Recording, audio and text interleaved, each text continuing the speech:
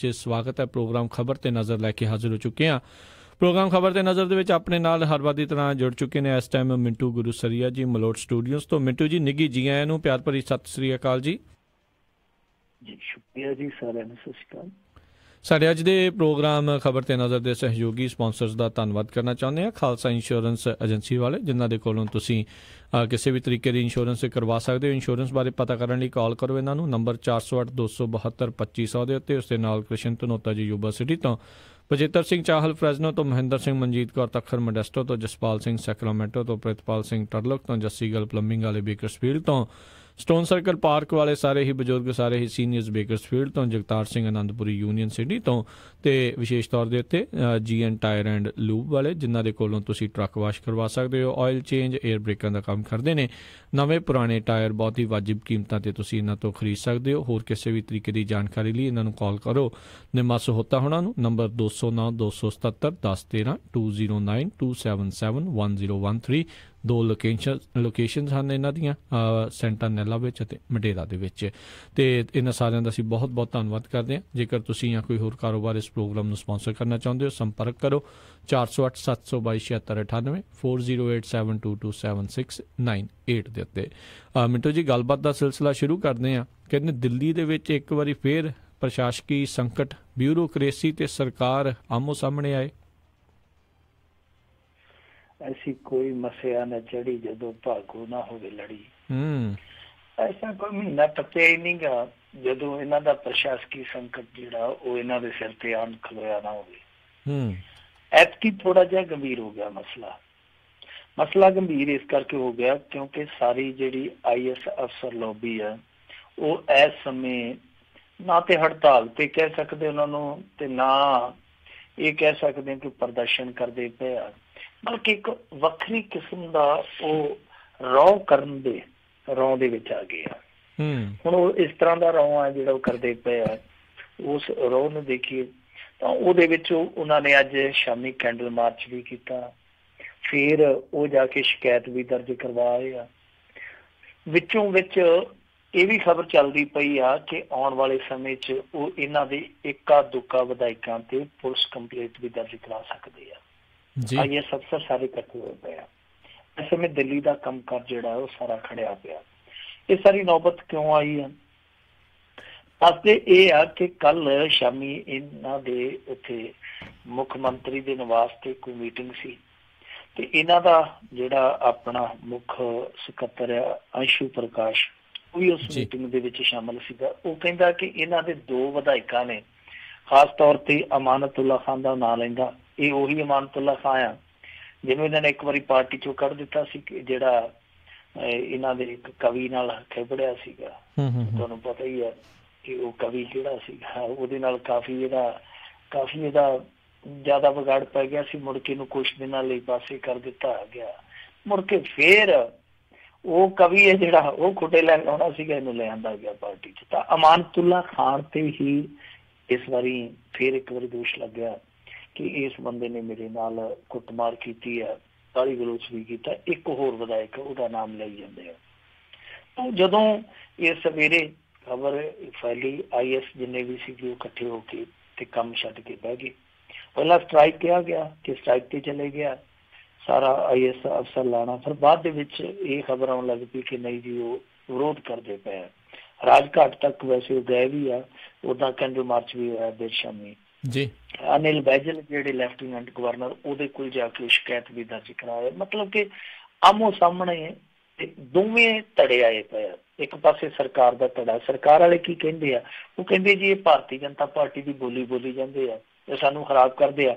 ਅਸਲ ਦੇ ਵਿੱਚ ਕਹਾਣੀ ਇਹ ਸੀਗੀ ਕਿ ਆਧਾਰ ਕਾਰਡ ਖੁਣੋਂ ਰਾਸ਼ਨ ਨਹੀਂ ਮਿਲਦਾ ਪਿਆ ਪਿਛਲੇ 2 ਮਹੀਨਿਆਂ ਤੋਂ। ਗਰੀਬ ਜਿਹੜੇ ਆ ਉਹ ਤਰਾਹ ਕਰਦੇ ਪਏ ਆ। ਸਾਡੇ ਵਿਧਾਇਕਾਂ ਤੇ ਦਬਾਅ ਬਹੁਤ ਆ, ਤੇ ਜੇ ਅਸੀਂ ਇਹਨਾਂ ਨੂੰ ਸੱਦ ਕੇ ਪੁੱਛਿਆ ਕਿ ਭਾਈ ਤੁਸੀਂ ਰਾਸ਼ਨ ਦੀ ਸਪਲਾਈ ਜਿਹੜੀ ਆ ਯਕੀਨੀ ਕਿਉਂ ਨਹੀਂ ਬਣਾ ਰਹੇ, ਗਰੀਬ ਭੁੱਖੇ ਮਰਦੇ ਪਏ ਆ, ਤੇ ਇਹ ਉਲਟਾ ਕਹਿੰਦੇ ਜੀ ਕਿ ਅਸੀਂ ਤੁਹਾਨੂੰ ਜਵਾਬ ਦੇਣੀ ਆ, ਅਸੀਂ ਲੈਫਟੀਨੈਂਟ ਗਵਰਨਰ ਨੂੰ ਜਵਾਬ ਦੇ ਆ। ਹੁਣ ਇਹਨਾਂ ਦੋਵਾਂ ਚੋਂ ਪਤਾ ਨਹੀਂ ਕੌਣ ਸੱਚਾ ਕੌਣ ਝੂਠਾ, ਪਰ ਇਹ ਬੁਰਾ ਫਸਿਆ ਪੇਚ।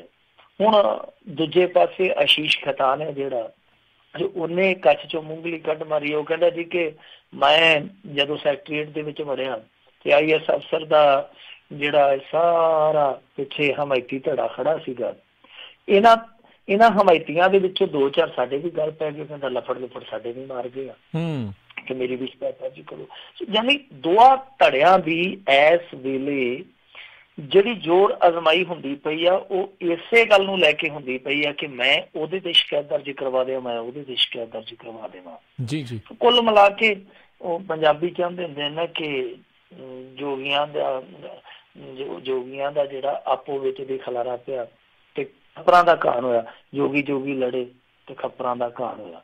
ਸੋ ਇਸ ਸਮੇਂ ਖੱਪਰਾਂ ਦਾ ਘਾਣ ਹੋ ਗਿਆ, ਖੱਪਰਾਂ ਤੋਂ ਭਾਵ ਲੋਕਾਂ ਦਾ, ਕਿਉਂਕਿ ਇਹ ਲੜਾਈ ਪ੍ਰਸ਼ਾਸਕੀ ਅਫਸਰਾਂ ਦੀ ਆ, ਲੜਾਈ ਆਮ ਆਦਮੀ ਪਾਰਟੀ ਵਾਲਿਆਂ ਦੀ ਹੈ, ਪਰ ਇਹਦੇ ਚ ਪਿਸਤਾ ਫਿਰ ਦਿੱਲੀ ਵਾਲਾ ਚ ਆ। ਕਿਉਂਕਿ ਸਾਰਾ ਕੰਮਕਾਰ ਜਿਹੜਾ ਇੱਕ ਵਾਰੀ ਫੇਰ ਰੁਕ ਗਿਆ। ਜਿੱਦਾਂ ਕਿ ਮਸਲਾ ਉਹ ਦੱਸਦੇ ਪਏ ਆ ਕਿ ਉੱਥੇ ਰਾਸ਼ਨ ਨਹੀਂ ਮਿਲਦਾ ਪਿਆ ਦੁਕਾਨਾਂ ਤੇ, ਉੱਥੇ ਹੋਰ ਕਈ ਸਮੱਸਿਆਵਾਂ ਹੋਣਗੀਆਂ ਲੋਕਾਂ ਦੀਆਂ, ਯਾਨੀ ਉਹ ਸਮੱਸਿਆਵਾਂ ਵੱਧ ਜਾਣਗੀਆਂ ਜੇ ਇਹਨਾਂ ਦਾ ਰਫੜ ਜਿਹੜਾ ਸੁਲਝਿਆ ਨਾ। ਇੱਕ ਵਾਰੀ ਫੇਰ ਅਸੀਂ ਕਹਿ ਸਕਦੇ ਹਾਂ ਕਿ ਉੱਥੇ ਪ੍ਰਸ਼ਾਸਕੀ ਸੰਕਟ ਆ ਗਿਆ, ਔਰ ਇਹ ਮੇਰੇ ਖਿਆਲ ਦੇ ਨਾਲ ਸੰਕਟ ਉਦੋਂ ਤੱਕ ਹੱਲ ਵੀ ਨਹੀਂ ਹੋਣਾ ਜਦੋਂ ਤੱਕ ਦਿੱਲੀ ਬਾਰੇ ਕੋਈ ਫੈਸਲਾ ਠੋਸ ਨਹੀਂ ਕੀਤਾ ਜਾਂਦਾ ਕਿ ਲੋਕਾਂ ਦੀ ਜਿਹੜੀ ਭਾਵਨਾ, ਜੋ ਸਰਕਾਰ ਨੂੰ ਵੋਟ ਪਾਉਣ ਲੱਗਿਆ ਭਾਵਨਾ ਦਿਖਾਉਂਦੇ ਆ ਕਿ ਆਹ ਬੰਦਾ ਸਾਡਾ ਕੰਮ ਕਰੂਗਾ, ਕੀ ਉਹ ਭਾਵਨਾ ਵੱਡੀ ਹੈ ਜਾਂ ਸੰਵਿਧਾਨ ਦੇ ਅੱਖਰ ਵੱਡੇ? ਇਹ ਫੈਸਲਾ ਸੁਪਰੀਮ ਕੋਰਟ ਨੂੰ ਕਰਨਾ ਚਾਹੀਦਾ। ਜੀ ਜੀ। ਅਗਲੀ ਆਪਾਂ ਮਿੰਟੂ ਗੁਰਸਰੇ ਜੀ ਗੱਲ ਜਿਹੜੀ ਕਰਦੇ ਹਾਂ, ਜੰਮੂ ਕਸ਼ਮੀਰ ਦੇ ਇੱਕ ਮੰਤਰੀ ਦਾ ਬਹੁਤ ਵੱਡਾ ਬਿਆਨ, ਉਹ ਕਹਿੰਦਾ ਵੀ ਕਸ਼ਮੀਰ ਦੀ ਸਮੱਸਿਆ ਇੱਕ ਹਿਸਾਬ ਨਾਲ ਤ੍ਰਿਕੋਣੀ ਹੋ ਗਈ ਆ, ਹੁਣ ਚੀਨ ਵੀ ਇਸ 'ਚ ਸ਼ਾਮਿਲ ਹੋ ਚੁੱਕਾ। ਉਹਨੂੰ ਮੇਰੇ ਖਿਆਲ ਦੇ ਨਾਲ ਆਪਾਂ ਦੂਜੇ ਪਾਸੇ ਤੋਂ ਸਮਝੀਏ ਤਾਂ ਉਸ ਬੰਦੇ ਨੇ ਜਿਹੜਾ ਬਿਆਨ ਦਿੱਤਾ ਉਹ ਇਹ ਕਹਿੰਦਾ ਕਿ ਤ੍ਰਿਕੋਣੀ ਨਹੀਂ, ਇਹ ਹੁਣ ਤੁਸੀਂ ਇਹ ਸਮਝ ਲਓ ਕਿ ਭਾਰਤ ਤੇ ਚੀਨ ਦੀ ਹੋ ਗਈ ਹੈ। ਉਹ ਕਹਿੰਦਾ ਕਿ ਪਾਕਿਸਤਾਨ ਤੇ ਰਿਹਾ ਹੀ ਨਹੀਂ, ਪਾਕਿਸਤਾਨ ਤੇ ਸਮਝੋ ਕਿ ਚੀਨ ਨੇ ਖਾ ਲਿਆ ਜੀ। ਇਹ ਬਹੁਤ ਵੱਡਾ ਬਿਆਨ ਹੈ ਜੇ ਆਪਾਂ ਇਹਦੇ ਮਾਇਨੇ ਸਮਝ ਗਏ ਨਾ। ਵੈਸੇ ਇਸ ਬਿਆਨ ਦੀ ਅਹਿਮੀਅਤ ਜੇ ਆਪਾਂ ਸਿਆਸਤ ਤੱਕ ਮਹਿਦੂਦ ਰੱਖੀਏ ਤੇ ਕੱਖ ਵੀ ਨਹੀਂ, ਤੇ ਜੇ ਸਿਆਸਤ ਤੋਂ ਬਾਹਰ ਦੇਖੀਏ, ਉਸ ਚੌਖਟੇ ਤੋਂ ਬਾਹਰ ਕੱਢ ਕੇ ਦੇਖੀਏ ਤੇ ਬਿਆਨ ਬੜਾ ਡੂੰਘਾ ਦਿੱਤਾ ਕਿਹਨੇ ਆ, ਜਿਹੜਾ ਜੰਮੂ ਕਸ਼ਮੀਰ ਸਰਕਾਰ ਦਾ ਤਰਜਮਾਨ ਵੀ ਹੈ ਔਰ ਲੋਕ ਨਿਰਮਾਣ ਮੰਤਰੀ ਵੀ ਹੈ, ਸਿਆਣਾ ਮੰਤਰੀ ਨਈਮ ਅਖਤਰ ਉਹਦਾ ਨਾਮ ਹੈ। ਨਈਮ ਨੇ ਜਿਹੜੀ ਗੱਲ ਕਹੀ ਉਹ ਕਹਿੰਦਾ ਕਿ ਦੇਖੋ ਸਾਡਾ ਜਿਹੜਾ ਫੌਜਾਂ ਦਾ ਜਰਨੈਲ ਆ, ਉਹ ਕਹਿੰਦਾ ਕਿ ਭਾਰਤੀ ਫੌਜ ਇੱਕੋ ਵੇਲੇ 2 ਮੋਰਚਿਆਂ ਤੇ ਲੜਨ ਦੇ ਸਮਰੱਥ ਹੈ। ਮਤਲਬ ਕਿ ਚਾਹੇ ਉਧਰੋਂ ਪਾਕਿਸਤਾਨ ਵੀ ਆ ਜਾਵੇ, ਚਾਹੇ ਉਧਰੋਂ ਚੀਨ ਵੀ ਆ ਜਾਏ, ਫੱਕੀਆਂ ਉਡਾ ਦਿਆਂਗੇ। ਉਹ ਕਹਿੰਦੇ ਕਿ ਨਹੀਂ ਇਹੋ ਜਿਹੀ ਗੱਲ ਹੈ। ਉਹ ਕਹਿੰਦੇ ਕਿ ਮੋਰਚਾ ਤੇ ਇੱਕੋ ਹੀ ਰਹਿ ਗਿਆ ਹੁਣ, ਮੋਰਚਾ ਕਸ਼ਮੀਰ ਦਾ, ਔਰ ਉਹਦੇ 'ਚ ਪਾਕਿਸਤਾਨ ਤੇ ਨਹੀਂ ਹੈ, ਉਹਦੇ 'ਚ ਚਾਈਨਾ ਜਿਹੜਾ ਉਹ ਇਨਵੋਲਵ ਹੋ ਗਿਆ। ਸੋ ਉਸ ਬੰਦੇ ਦੀ ਇਸ ਗੱਲ ਦੇ ਪਿੱਛੇ ਇੱਕ ਬਹੁਤ ਵੱਡੀ ਦਲੀਲ ਹੈ। ਦਲੀਲ ਕੀ ਹੈ? ਉਹ ਕਹਿੰਦਾ ਕਿ ਦੇਖੋ ਜਿੰਨੀਆਂ ਵੀ ਇੱਥੇ ਗਤੀਵਿਧੀਆਂ ਹੋ ਰਹੀਆਂ ਸਾਡੇ ਭਾਰਤ ਦੇ ਆਲੇ ਦੁਆਲੇ, ਚਾਹੇ ਉਹ ਮਾਲਦੀਵ ਆ, ਚਾਹੇ ਸ਼੍ਰੀਲੰਕਾ, ਚਾਹੇ ਜੰਮੂ ਆ, ਚਾਹੇ ਭੂਟਾਨ ਦਾ, ਚਾਹੇ ਅਰੁਣਾਚਲ ਦਾ, ਚਾਹੇ ਫਿਰ ਅੱਗੇ ਡੋਕਲਾਮ ਦਾ, ਕਿਤੇ ਵੀ ਰੌਲਾ ਲੈ ਲਓ, ਉਹ ਕਹਿੰਦੇ ਕਿ ਚੀਨ ਤੁਹਾਨੂੰ ਫਰੰਟ ਤੇ ਦਿਖਾਈ ਦੇਊਗਾ ਜੀ। ਫਿਰ ਪਾਕਿਸਤਾਨ ਦਾ ਤਾਂ ਮਤਲਬ ਹੀ ਕੋਈ ਨਹੀਂ ਰਹਿ ਗਿਆ, ਤੁਹਾਨੂੰ ਚਫੇਰੇ ਉਹ ਘੇਰਦਾ ਪਿਆ ਚੀਨ, ਪਰ ਪਾਕਿਸਤਾਨ ਦੇ ਵਿੱਚ ਆ ਕੇ ਉਹ ਬੈਠਾ।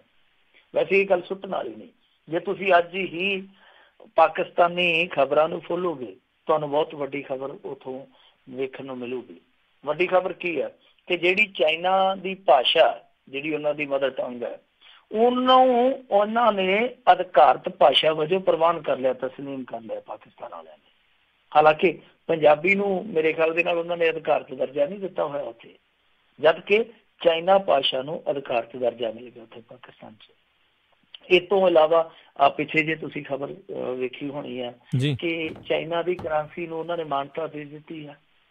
1 ਬੈਲਟ 1 ਰੋਡ ਵਾਲਾ ਹਿਸਾਬ ਕਿਤਾਬ ਸਾਰਾ ਕੁਛ, ਉਹ ਕਿੱਦਾਂ ਫੌਜੀ ਟਿਕਾਣੇ ਉੱਥੇ ਬਣਾਏ ਜਾਂਦੇ ਆ। ਸੋ ਨਾਈਮ ਦੀ ਗੱਲ ਜਿਹੜੀ ਆ ਉਹ ਵਜ਼ਨਦਾਰ ਆ। ਮੇਰੇ ਖਿਆਲ ਦੇ ਨਾਲ ਇਸ ਗੱਲ ਨੂੰ ਚਿੱਠਣਾ ਚਾਹੀਦਾ, ਇਸ ਗੱਲ ਨੂੰ ਸਮਝਣਾ ਚਾਹੀਦਾ। ਔਰ ਇਹਦੇ ਪਿੱਛੇ ਇੱਕ ਲੌਜਿਕ ਹੋਰ ਵੀ ਮੈਂ ਸਮਝਦਾ, ਉਹ ਕੀ ਆ ਕਿ ਦੇਖੋ ਇਸ ਸਮੇਂ ਜੰਮੂ ਕਸ਼ਮੀਰ ਦੇ ਵਿੱਚ ਜਿਹੜੇ ਅਟੈਕ ਹੁੰਦੇ ਆ, ਬਹੁਤੇ ਅਟੈਕ ਆ ਪਿਛਲੇ 2-3 ਸਾਲਾਂ ਤੋਂ ਜੈਸ਼ ਏ ਮੁਹੰਮਦ ਕਰਦਾ ਰਿਹਾ, ਔਰ ਜੈਸ਼ ਏ ਮੁਹੰਮਦ ਨੂੰ ਚਲਾਉਂਦਾ ਕੌਣ ਹੈ? ਮਸੂਦ ਅਜ਼ਹਰ, ਉਹਨਾਂ ਦਾ ਮੁਖੀਆ ਲੰਬੜ ਹੈ ਉਹਨਾਂ ਦਾ ਜੀ। ਤਾਂ ਉਹਦੇ ਵਿੱਚ ਕੀ ਹੈ ਕਿ ਦੇਖੋ ਜਿਹੜਾ ਸੈਯਦ ਸਲਾਉਦੀਨ ਹੈ ਉਹਨੂੰ ਤੇ UN ਨੇ ਤੁਹਾਨੂੰ ਪਤਾ ਹੀ ਹੈ ਕਿ ਸੰਸਾਰ ਅੱਤਵਾਦੀ ਐਲਾਨ ਦਿੱਤਾ ਸੀਗਾ। ਪਰ ਜਦੋਂ ਮਸੂਦ ਅਜ਼ਹਰ ਦੀ ਵਾਰੀ ਆਉਂਦੀ ਹੈ, ਚਾਈਨਾ ਦੀ ਦੀਵਾਰ ਬਣ ਕੇ ਉਹਦੇ ਅੱਗੇ ਖੜ ਜਾਂਦਾ ਜੀ ਹਰ ਇੱਕ ਵਾਰੀ। ਤਾਂ ਇਹ ਸਮਝਣ ਦੀ ਇਹ ਕੋਸ਼ਿਸ਼ ਜਿਹੜੀ ਹੈ, ਜੇ ਅਸੀਂ ਕਰੀਏ ਥੋੜੀ ਜਿਹੀ, ਤੇ ਸਾਰੀ ਤਸਵੀਰ ਸਪਸ਼ਟ ਹੋ ਜਾਂਦੀ ਹੈ ਕਿ ਜੋ ਨਈਮ ਅਖਤਰ ਗੱਲ ਕਹਿੰਦਾ ਪਿਆ ਉਹ ਬੇਸਲੈਸ ਨਹੀਂ ਹੈ, ਉਹ ਆਧਾਰ ਰਹਿਤ ਗੱਲ ਨਹੀਂ, ਉਸ ਗੱਲ ਦੇ ਵਿੱਚ ਲੌਜਿਕ ਹੈ। ਤਾਂ ਉਸ ਗੱਲ ਨੂੰ ਸਮਝਣਾ ਚਾਹੀਦਾ। ਜਿਹੜੀਆਂ ਚੀਜ਼ਾਂ ਉਹਨੇ ਕਹੀਆਂ, ਉਹ ਕਹਿੰਦਾ ਕਿ ਅਸੀਂ ਸਿਰਫ ਤੇ ਸਿਰਫ ਇਹੋ ਹੀ ਮੰਗ ਕਰਦੇ ਹਾਂ, ਕਿਉਂਕਿ ਤੁਹਾਨੂੰ ਯਾਦ ਹੋਣਾ ਜਿਹੜੀ ਉੱਥੋਂ ਦੀ ਮੁੱਖ ਮੰਤਰੀ ਹੈ ਬੀਬੀ ਮੁਫਤੀ ਮਹਿਬੂਬਾ, ਉਹਨੇ ਥੋੜੇ ਦਿਨ ਪਹਿਲਾਂ ਆਖਿਆ ਸੀਗਾ ਕਿ ਇਹਦਾ ਹੱਲ ਇੱਕੋ ਇੱਕ ਹੈ ਕਿ ਪਾਕਿਸਤਾਨ ਦੇ ਨਾਲ ਗੱਲਬਾਤ ਕੀਤੀ ਜਾਵੇ। ਉਹ ਕਹਿੰਦਾ ਕਿ ਅਸੀਂ ਇਹੋ ਹੀ ਮੰਗ ਕਰਦੇ ਹਾਂ ਕਿ ਤੁਸੀਂ ਪਾਕਿਸਤਾਨ ਦੇ ਨਾਲ ਗੱਲ ਕਰੋ, ਪਾਕਿਸਤਾਨ ਨੂੰ ਸਮਝਾਓ ਬੁਝਾਓ, ਉਹਦੇ ਚੂੰਡੀ ਚਾਂਦੀ ਵੱਢੋ, ਨਹੀਂ ਤੇ ਪਾਕਿਸਤਾਨ ਗਿਆ। ਜਿੰਨਾ ਚਾਈਨਾ ਇੱਧਰ ਨੂੰ ਚੜ੍ਹੇਗਾ ਉਨਾ ਹੀ ਕਸ਼ਮੀਰ ਦਾ ਮੁੱਦਾ ਜਿਹੜਾ ਉਹ ਉਲਝੇਗਾ। ਉਹਨੇ ਰਾਏ ਇੱਕ ਵਾਰੀ ਫੇਰ ਹੀ ਦਿੱਤੀ ਹੈ ਕਿ ਗੱਲਬਾਤ ਕੀਤੀ ਜਾਵੇ। ਵੈਸੇ ਚਾਈਨਾ ਦੇ ਮਾਮਲੇ ਦੇ ਵਿੱਚ ਭਾਰਤ ਨੂੰ ਹੁਣ ਚਿੰਤਤ ਹੋ ਜਾਣਾ ਚਾਹੀਦਾ। ਕਿਉਂ? ਦੇਖੋ ਨਾ ਕਿ ਸ਼੍ਰੀਲੰਕਾ ਦੀ ਸਰਕਾਰ ਵੀ ਉਹਨਾਂ ਨੇ ਅਸਥਿਰ ਕਰ ਦਿੱਤੀ ਹੈ। ਉੱਥੇ ਵੀ ਜਿਹੜਾ ਰਾਸ਼ਟਰਪਤੀ ਤੇ ਪ੍ਰਧਾਨ ਮੰਤਰੀ ਮਿਲ ਕੇ ਚੱਲਦੇ ਪਏ ਸਨ, ਉਹਨਾਂ ਦੇ ਵਿੱਚ ਦਫਾੜ ਆ ਗਿਆ ਔਰ ਤੀਜੇ ਦੀ ਐਂਟਰੀ ਹੋ ਰਹੀ ਹੈ ਫੇਰ ਦੁਬਾਰਾ। ਸੋ ਜੇ ਮਾਲਦੀਵ ਦੇਖੀਏ ਤੇ ਮਾਲਦੀਵ ਦੇ ਵਿੱਚ ਵੀ ਅਸਥਿਰਤਾ ਹੈ।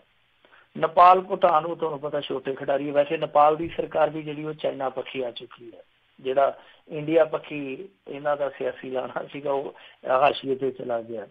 ਸੋ ਪਾਕਿਸਤਾਨ ਤਾਂ ਉਹਨਾਂ ਦੀ ਬੁੱਕਲ 'ਚ ਬੈਠ ਗਿਆ। ਬੰਗਲਾਦੇਸ਼ ਬਹੁਤ ਵੱਡੇ ਪੱਧਰ ਤੇ ਉਹਨਾਂ ਦੇ ਨਾਲ ਸਹਿਯੋਗ ਕਰਦਾ ਪਿਆ, ਉਹਨਾਂ ਦੇ ਹਥਿਆਰ ਖਰੀਦਦਾ ਪਿਆ। ਸੋ ਸਾਰਾ ਆਲਾ ਦੁਆਲਾ ਜਿਹੜਾ ਇਸ ਸਮੇਂ ਚਾਈਨਾ ਦੇ ਇਨਫਲੇਸ਼ਨ ਥੱਲੇ ਹੈ।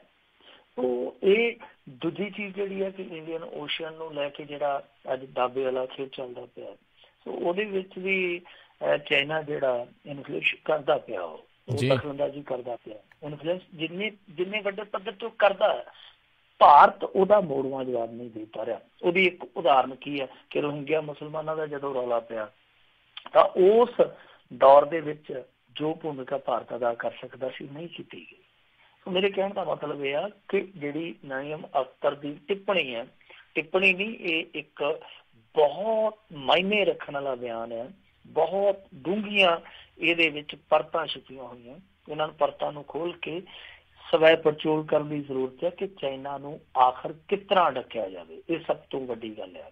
ਵੈਸੇ ਅੱਜ ਖਬਰ ਆ ਵੀ ਹੋਈ ਹੈ ਕਿ ਕੁਆਡ ਗਰੁੱਪ ਹੈ ਜਿਹੜਾ ਅਮਰੀਕਾ, ਜਾਪਾਨ, ਆਸਟ੍ਰੇਲੀਆ, ਇੰਡੀਆ, ਇਹ ਵਨ ਬੈਲਟ ਵਨ ਰੋਡ ਵਾਲੇ ਕਨਸੈਪਟ ਦੇ ਬਰੋਬਰ ਇੱਕ ਕਨਸੈਪਟ ਲਿਆ ਰਹੇ ਆ। ਥੋੜੇ ਦਿਨਾਂ ਤੱਕ ਸ਼ਾਇਦ ਐਲਾਨ ਹੋ ਜਾਊਗਾ। ਪਰ ਭਾਰਤ ਨੂੰ ਆਪਣੇ ਪੱਧਰ ਤੇ ਬਹੁਤ ਸਤਰਕਤਾ ਦੇ ਨਾਲ, ਬਹੁਤ ਸੁਚੇਤਤਾ ਦੇ ਨਾਲ ਇਸ ਚੀਜ਼ ਨੂੰ ਰੋਕਣਾ ਪਵੇਗਾ। ਜੀ ਜੀ। ਅਗਲੀ ਆਪਾਂ ਮਿੰਟੂ ਗੁਰਸੇਵਕ ਜੀ ਗੱਲ ਕਰਦੇ ਹਾਂ ਵੀ ਮਾਲੀਆ ਤੇ ਮੋਦੀ ਦੇ ਉੱਤੇ ਕਿੰਨਾ ਖਰਚ ਕੀਤਾ ਆ। CBI ਨੇ ਦੱਸਣ ਤੋਂ ਨਾ ਕਰਤਾ। ਦੇਖੋ ਅੱਗੇ ਇੱਥੇ ਭਾਰਤ ਦੇ ਵਿੱਚ ਇਹਨਾਂ ਨੇ ਹਿਸਾਬ ਕਿਤਾਬ ਕੀਤਾ ਸੀਗਾ ਨਾ ਬੋਫੋਰਸ ਦਾ, ਤੇ ਬੋਫੋਰਸ ਘੁਟਾਲਾ ਸੀਗਾ ਸਾਰਾ 64 ਕਰੋੜ ਦਾ, ਤੇ ਬਾਅਦ ਦੇ ਵਿੱਚ ਜਿਹੜਾ ਇਹਨਾਂ ਦਾ ਹਿਸਾਬ ਕਿਤਾਬ ਨਿਕਲਿਆ ਉਹ ਨਿਕਲਿਆ 260 ਕਰੋੜ ਦਾ। ਕਹਿੰਦੇ ਜੀ 64 ਕਰੋੜ ਵਾਲੇ ਘਪਲੇ ਨੂੰ ਲੱਭਦੇ ਲੱਭਦੇ ਅਸੀਂ 260 ਕਰੋੜ ਰੁਪਈਆ ਖਰਚ ਕਰ ਦਿੱਤਾ। ਹੁਣ ਸ਼ਾਇਦ ਇਹੀ ਕਾਰਨ ਆ ਕਿ CBI ਦੱਸਣਾ ਨਹੀਂ ਚਾਹੁੰਦੀ ਕਿ ਸਾਡਾ ਹਿਸਾਬ ਕਿਤਾਬ ਕਿੰਨਾ ਬਣ ਜਾਂਦਾ, ਸਾਡਾ ਖਰਚਾ ਵਰਚਾ ਕਿੰਨਾ ਆਉਂਦਾ। ਇਹ ਸਾਰੀ ਜਾਂਚ ਪੜਤਾਲ ਤੇ ਇੱਕ ਸੱਜਣ ਨੇ RTI ਪਾਈ ਸੀਗੀ, ਪੁਣੇ ਦਾ ਉਹ ਐਕਟਿਵਿਸਟ ਆ, ਵਿਹਾਰ ਧਰੁਵੇ ਉਹਦਾ ਨਾਮ ਹੈ। ਉਹਨੇ ਜਾਣਕਾਰੀ ਮੰਗੀ ਸੀਗੀ ਕਿ ਜਿਹੜਾ 9000 ਕਰੋੜ ਰੁਪਈਏ ਦਾ ਬੈਂਕ ਕਰਜ਼ਾ ਲੈ ਕੇ ਭੇਜਿਆ ਮਾਲੀਆ, ਵਿਜੇ ਮਾਲੀਆ, ਉਹਨੂੰ ਔਰ IPL ਮਨੀ ਲਾਂਡਰਿੰਗ ਦੇ ਮਾਮਲੇ ਦੇ ਵਿੱਚ ਜਿਹੜਾ ਭਗੌੜਾ ਲਲਿਤ ਮੋਦੀ, ਇਹਨਾਂ ਦੋਨਾਂ ਨੂੰ ਵਾਪਸ ਲਿਆਉਣ ਲਈ ਹੁਣ ਤੱਕ ਜਿਹੜੇ ਯਤਨ ਕੀਤੇ ਗਏ ਉਹਨਾਂ ਯਤਨਾਂ 'ਚ ਕਿੰਨਾ ਪੈਸਾ ਖਰਚ ਕੀਤਾ ਗਿਆ, ਔਰ ਜਿਹੜੀ ਯਾਤਰਾ ਕੀਤੀ ਗਈ ਹੈ CBI ਅਧਿਕਾਰੀਆਂ ਵੱਲੋਂ ਜਾਂ ਹੋਰ ਏਜੰਸੀਆਂ ਦੇ ਅਧਿਕਾਰੀਆਂ ਵੱਲੋਂ, ਉਸ ਯਾਤਰਾ ਤੇ ਕੁੱਲ ਕਿੰਨਾ ਖਰਚਾ ਬਣਦਾ। ਤਾਂ ਹੋਇਆ ਕਿ ਜਿਹੜਾ ਵਿੱਤ ਵਿਭਾਗ ਹੈ ਸਾਡੇ ਕੇਂਦਰ ਦਾ, ਉਹਨੇ RTI ਜਿਹੜੀ ਅੱਗੇ ਫਾਰਵਰਡ ਕਰ ਦਿੱਤੀ CBI ਕੋਲ। ਜਦੋਂ CBI ਕੋਲ ਇਹ RTI ਮੂਵ ਹੋਈ ਤਾਂ CBI ਵਾਲਿਆਂ ਨੇ ਕਿਹਾ ਕਿ ਦੇਖੋ 2011 'ਚ ਇੱਕ ਨੋਟੀਫਿਕੇਸ਼ਨ ਜਾਰੀ ਹੋਇਆ ਸੀਗਾ, ਉਹਦੇ ਤਹਿਤ ਸਾਨੂੰ RTI ਐਕਟ ਤੋਂ ਛੋਟ ਮਿਲੀ ਹੈ ਕਿ ਅਸੀਂ ਕਿਸੇ ਵੀ ਤਰ੍ਹਾਂ ਦਾ ਖੁਲਾਸਾ ਨਹੀਂ ਕਰ ਸਕਦੇ। ਤਾਂ ਇਹ ਇਹਨਾਂ ਨੇ ਹਵਾਲਾ ਦੇ ਕੇ ਉਸ RTI ਦਾ ਜਵਾਬ ਨਹੀਂ ਦਿੱਤਾ। ਵੈਸੇ ਅੱਜ ਕੱਲ ਕਈ ਪੱਖਾਂ ਤੋਂ RTI ਦਾ ਜਵਾਬ ਨਹੀਂ ਦਿੱਤਾ ਜਾ ਰਿਹਾ। ਉਦਾਹਰਨ ਦੇ ਤੌਰ ਤੇ ਪਿੱਛੇ ਜੇ ਕਿਸੇ ਸੱਜਣ ਨੇ RTI ਪਾ ਦਿੱਤੀ ਕਿ ਸਾਨੂੰ ਇਹ ਦੱਸਿਆ ਜਾਵੇ ਕਿ ਜਦੋਂ ਨਰਿੰਦਰ ਮੋਦੀ ਸਾਹਿਬ ਬਾਹਰ ਜਾਂਦੇ ਆ, ਵੈਸੇ ਘਰੇ ਤੋਂ ਘੱਟ ਹੀ ਪਰਤਦੇ ਆ, ਉਹ ਕਹਿੰਦਾ ਕਿ ਜਦੋਂ ਬਾਹਰ ਜਾਂਦੇ ਉਹਨਾਂ ਦੇ ਨਾਲ ਬੰਦੇ ਕਿਹੜੇ ਕਿਹੜੇ ਜਾਂਦੇ ਆ, ਦੱਸਿਆ ਜਾਵੇ ਵਫਦ ਕਿਹੜਾ ਕਿਹੜਾ ਹੁੰਦਾ ਪੱਕੇ ਤੌਰ ਤੇ ਉਹਦੀ ਵੀ ਜਾਣਕਾਰੀ ਇਹਨਾਂ ਨਹੀਂ ਸੀ ਦਿੱਤੀ। ਤੇ ਲੋਕ ਕਹਿੰਦੇ ਚਲੋ ਕੋਈ ਗੱਲ ਨਹੀਂ ਦਿੱਤੀ ਤੇ ਸਾਨੂੰ ਫੋਟੋਆਂ 'ਚ ਪਤਾ ਲੱਗ ਹੀ ਜਾਂਦਾ, ਲਲਿਤ ਮੋਦੀ ਕਿੱਥੇ ਮਿਲਿਆ ਸੀ, ਫਲਾਣਾ ਕਿੱਥੇ ਮਿਲਿਆ ਸੀ, ਆਹ ਜਿਹੜਾ ਨੀਰਵ ਮੋਦੀ ਇਹ ਕਿੱਥੇ ਮਿਲਿਆ ਸੀਗਾ, ਫਲਾਣ ਕਿੱਥੇ ਮਿਲਿਆ ਸੀਗਾ, ਪਤਾ ਤੇ ਲੱਗ ਹੀ ਜਾਂਦਾ ਕਿਹਨੂੰ ਕਿੱਥੇ ਮਿਲਿਆ, ਕੋਈ ਤੁਸੀਂ ਨਾ ਦੱਸੋ। ਇੱਕ RTI ਪਿੱਛੇ ਜੇ ਹੋਰ ਪਾਈ ਸੀਗੀ, ਉਹਦੇ ਵਿੱਚ ਇੱਕ ਸੱਜਣ ਨੇ ਪੁੱਛਿਆ ਸੀਗਾ ਕਿ ਨੋਟਬੰਦੀ ਦੇ ਦੌਰਾਨ ਤੁਸੀਂ ਹੁਣ ਤੱਕ ਕਿੰਨੀ ਬਲੈਕ ਮਨੀ ਜਿਹੜੀ ਹੈ ਉਹ ਫੜੀ ਹੈ ਜੀ, ਤਾਂ RBI ਨੇ ਉਹਦਾ ਵੀ ਜਵਾਬ ਨਹੀਂ ਦਿੱਤਾ। ਕਹਿੰਦੇ ਜੀ ਕਿ ਦੇਖੋ ਹਾਲੇ ਨੋਟਾਂ ਦੀ ਨਾ ਜਿਹੜੀ ਗਿਣਤੀ ਚੱਲੀ ਜਾਂਦੀ ਆ, ਤੇ ਜਦੋਂ ਗਿਣਤੀ ਖਤਮ ਹੋਊਗੀ ਉਦੋਂ ਫਿਰ ਤੁਹਾਨੂੰ ਦੱਸ ਦਿਆਂਗੇ, ਤਾਂ ਕਿਰਪਾ ਕਰਕੇ ਹੁਣ ਤੁਸੀਂ ਪੁੱਛਣ ਦੀ ਚੇਸ਼ਟਾ ਨਾ ਕਰੋ। ਤੇ ਕੱਲ ਜਦੋਂ ਕੇਂਦਰ ਨੇ RBI ਨੂੰ ਪੁੱਛਿਆ ਕਿ ਭਾਈ ਬੈਂਕ ਲੁੱਟਿਆ ਜਾ ਰਿਹਾ ਸੀ PNB, ਤੇ ਤੁਸੀਂ ਕੀ ਕਰਦੇ ਸੀ, ਸੁੱਤੇ ਪਏ ਸੀ, ਜਵਾਬ ਦਿਓ।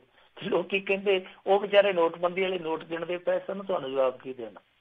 ਤਾਂ ਇਹ RTI ਖਾਸ ਤੌਰ ਤੇ ਜਦੋਂ ਇਹਨਾਂ ਨੇਤਾਵਾਂ ਦੇ ਨਾਲ ਜੁੜੀ ਔਰ ਕੁਛ ਏਜੰਸੀਆਂ ਦੇ ਨਾਲ ਜੁੜੀ ਹੁੰਦੀ ਹੈ ਤਾਂ ਉਦੋਂ RTI ਨੂੰ ਤੋੜ ਮਰੋੜ ਦਿੱਤਾ ਜਾਂਦਾ। ਉਦਾਹਰਨ ਦੇ ਤੌਰ ਤੇ ਜਿੱਦਾਂ ਮੋਦੀ ਸਾਹਿਬ ਦੀ ਡਿਗਰੀ ਵਾਲਾ ਮਸਲਾ, ਸਿਮਰਤੀ ਇਰਾਨੀ ਦੀ ਡਿਗਰੀ ਵਾਲਾ ਮਸਲਾ, ਕਈ ਮਾਮਲਿਆਂ 'ਚ RTI ਤੇ ਵਿਵਾਦ ਪੈਦਾ ਹੋ ਜਾਂਦਾ। ਹੁਣ ਇਸ ਗੱਲ ਨੂੰ ਲੈ ਕੇ ਵੀ ਵਿਵਾਦ ਆ, ਕਿਉਂਕਿ ਦੇਖੋ CBI ਜਿਹੜੀ 24 ਧਾਰਾ ਦੀ ਗੱਲ ਕਰਦੀ ਪਈ ਆ, ਇਸ ਐਕਟ ਦੀ ਜਿਹੜੀ 24 ਧਾਰਾ, ਤੇ ਉਸ ਤਹਿਤ ਸਾਨੂੰ ਵਿਸ਼ੇਸ਼ ਛੋਟ ਹਾਸਲ ਆ ਕਿ ਅਸੀਂ RTI ਦਾ ਜਵਾਬ ਨਹੀਂ ਦੇ ਸਕਦੇ। ਤਾਂ ਜੇ ਅਸੀਂ ਗੌਰ ਦੇ ਨਾਲ ਦੇਖੀਏ ਤਾਂ ਦਿੱਲੀ ਹਾਈ ਕੋਰਟ ਨੇ ਇਹਦੇ ਬਾਰੇ ਇੱਕ ਫੈਸਲਾ ਕੀਤਾ ਹੋਇਆ। ਹਾਈ ਕੋਰਟ ਨੇ ਆਖਿਆ ਸੀਗਾ ਕਿ ਦੇਖੋ ਜੇਕਰ ਮਾਮਲਾ ਭ੍ਰਿਸ਼ਟਾਚਾਰ ਦੇ ਨਾਲ ਜੁੜਿਆ ਜਾਂ ਮਨੁੱਖੀ ਅਧਿਕਾਰਾਂ ਦੇ ਨਾਲ ਜੁੜਿਆ, ਫਿਰ ਤੁਹਾਨੂੰ ਜਵਾਬ ਦੇਣਾ ਹੀ ਪਵੇਗਾ। ਸੋ ਇੱਕ ਹਵਾਲਾ ਤੇ ਉਹਨਾਂ ਨੇ ਦੇ ਦਿੱਤਾ ਕਿ ਦੇਖੋ ਜੀ ਸਾਨੂੰ ਧਾਰਾ 24 ਦੇ ਤਹਿਤ ਛੋਟ ਮਿਲੀ ਹੋਈ ਆ, ਅਸੀਂ ਇਹਨਾਂ ਮਾਮਲਿਆਂ ਦਾ ਜਵਾਬ ਨਹੀਂ ਦੇ ਸਕਦੇ। ਪਰ ਉਹਨਾਂ ਨੇ ਦਿੱਲੀ ਹਾਈ ਕੋਰਟ ਦੇ ਉਸ ਫੈਸਲੇ ਨੂੰ ਵਿਸਾਰ ਦਿੱਤਾ ਜਿਸ ਫੈਸਲੇ ਦੇ ਵਿੱਚ ਬਾਅਦ ਚ ਕਿਹਾ ਗਿਆ ਸੀਗਾ ਕਿ ਦੇਖੋ ਜੇ ਮਸਲਾ ਭ੍ਰਿਸ਼ਟਾਖੋਰੀ ਦੇ ਨਾਲ ਜੁੜਿਆ ਜਾਂ ਮਨੁੱਖੀ ਅਧਿਕਾਰਾਂ ਦੇ ਨਾਲ ਜੁੜਿਆ, ਫਿਰ ਤੁਹਾਨੂੰ ਜਾਣਕਾਰੀ ਦੇਣੀ ਪਊਗੀ। ਇਸ ਮਾਮਲੇ 'ਚ ਇੱਕ ਸੱਚ ਇਹ ਆ ਕਿ CBI ਕਿਤੇ ਨਾ ਕਿਤੇ ਜਾਣਬੁੱਝ ਕੇ ਟਾਲਾ ਵੱਟਦੀ ਆ। ਔਰ ਇਹਦੇ 'ਚ ਲੁਕਾਉਣ ਵਾਲੀ ਕਿਹੜੀ ਗੱਲ ਆ? ਵਿਜੇ ਮਾਲੀਆ ਪੈਸਾ ਲੈ ਕੇ ਭੱਜਿਆ, ਦੇਸ਼ ਦਾ ਲੈ ਕੇ ਭੱਜਿਆ। ਜੇ ਉਹਨੇ ਵਾਪਸ ਲਿਆਉਣਾ ਤਾਂ ਉਹ ਵੀ ਦੇਸ਼ ਦੇ ਵਿੱਚ ਆਉਣਾ, ਤੇ ਜੇ ਉਹਨੂੰ ਵਾਪਸ ਲਿਆਉਣ ਦੀ ਪ੍ਰਕਿਰਿਆ 'ਚ ਜਿਹੜਾ ਖਰਚ ਹੋ ਰਿਹਾ ਉਹ ਵੀ ਦੇਸ਼ ਨੇ ਕਰਨਾ। ਤਾਂ ਜਦੋਂ ਸਾਰਾ ਕੁਛ ਦੇਸ਼ ਦਾ, ਇੱਥੋਂ ਤੱਕ ਕਿ CBI ਦੇ ਘਰੇ ਜਿਹੜੇ ਅਫਸਰ ਹੈ ਉਹਨਾਂ ਦੇ ਘਰੇ ਜਿਹੜੇ ਟਿੰਡੇ ਬਣਦੇ ਆ ਜਾਂ ਪਰੌਂਠੇ ਬਣਦੇ ਆ, ਉਹ ਵੀ ਲੋਕਾਂ ਦੇ ਪੈਸਿਆਂ ਤੋਂ ਹੀ ਆ, ਤਨਖਾਹ ਲੋਕਾਂ ਦੇ ਪੈਸਿਆਂ ਦੀ ਆ। ਤਾਂ ਜਦੋਂ ਲੋਕ ਆਪਣੇ ਕਿਸੇ ਕਾਨੂੰਨ ਦੇ ਤਹਿਤ ਜਾਣਕਾਰੀ ਮੰਗਦੇ, ਇਹਦੇ 'ਚ ਕੋਈ ਕੌਨਫੀਡੈਂਸ਼ੀਅਲ ਰੱਖਣ ਵਾਲੀ ਕੋਈ ਇਹੋ ਜਿਹੀ ਭੇਤ ਵਾਲੀ ਤਾਂ ਕੋਈ ਗੱਲ ਹੈ ਨਹੀਂ ਗੀ। ਸਿਰਫ ਕੇਸ ਦਾ ਖਰਚਾ ਕਿ ਹੁਣ ਤੱਕ ਤੁਸੀਂ ਕਿੰਨਾ ਖਰਚ ਕੀਤਾ। ਪਰ ਮੇਰੇ ਖਿਆਲ ਦੇ ਨਾਲ ਇਹ ਇਸ ਕਰਕੇ ਨਹੀਂ ਦੱਸਿਆ ਜਾ ਰਿਹਾ ਕਿਉਂਕਿ ਉਸ ਖਰਚ ਦੇ ਵਿੱਚ ਵੀ, ਜਿਵੇਂ ਮੈਂ ਗੱਲ ਸ਼ੁਰੂ ਕੀਤੀ ਸੀ ਕਿ ਬਿਫੋਰਸ ਕੇਸ ਵਾਲਾ ਕੋਈ ਨਾ ਕੋਈ, ਜਿਵੇਂ ਅੱਗੇ ਫਿਗਰ ਨਿਕਲਿਆ ਸੀਗਾ, ਉਵੇਂ ਕੋਈ ਨਾ ਕੋਈ ਐਸਾ ਫਿਗਰ ਨਿਕਲ ਆਊਗਾ ਜਿਹਦੇ ਨਾਲ ਇਹਨਾਂ ਦਾ ਫਿਕਰ ਵੱਧ ਜਾਣਾ। ਜੀ ਜੀ। ਅਗਲੀ ਆਪਾਂ ਮਿੰਟੂ ਜੀ ਗੱਲ ਕਰੀਏ ਬੈਂਸ ਕੁੱਟਮਾਰ ਮਾਮਲੇ ਦੇ ਵਿੱਚ ਕੜਵਲ ਦੇ ਗੁਰਪ੍ਰੀਤ ਗੋਪੀ ਦੇ ਉੱਤੇ ਮਾਮਲਾ ਦਰਜ।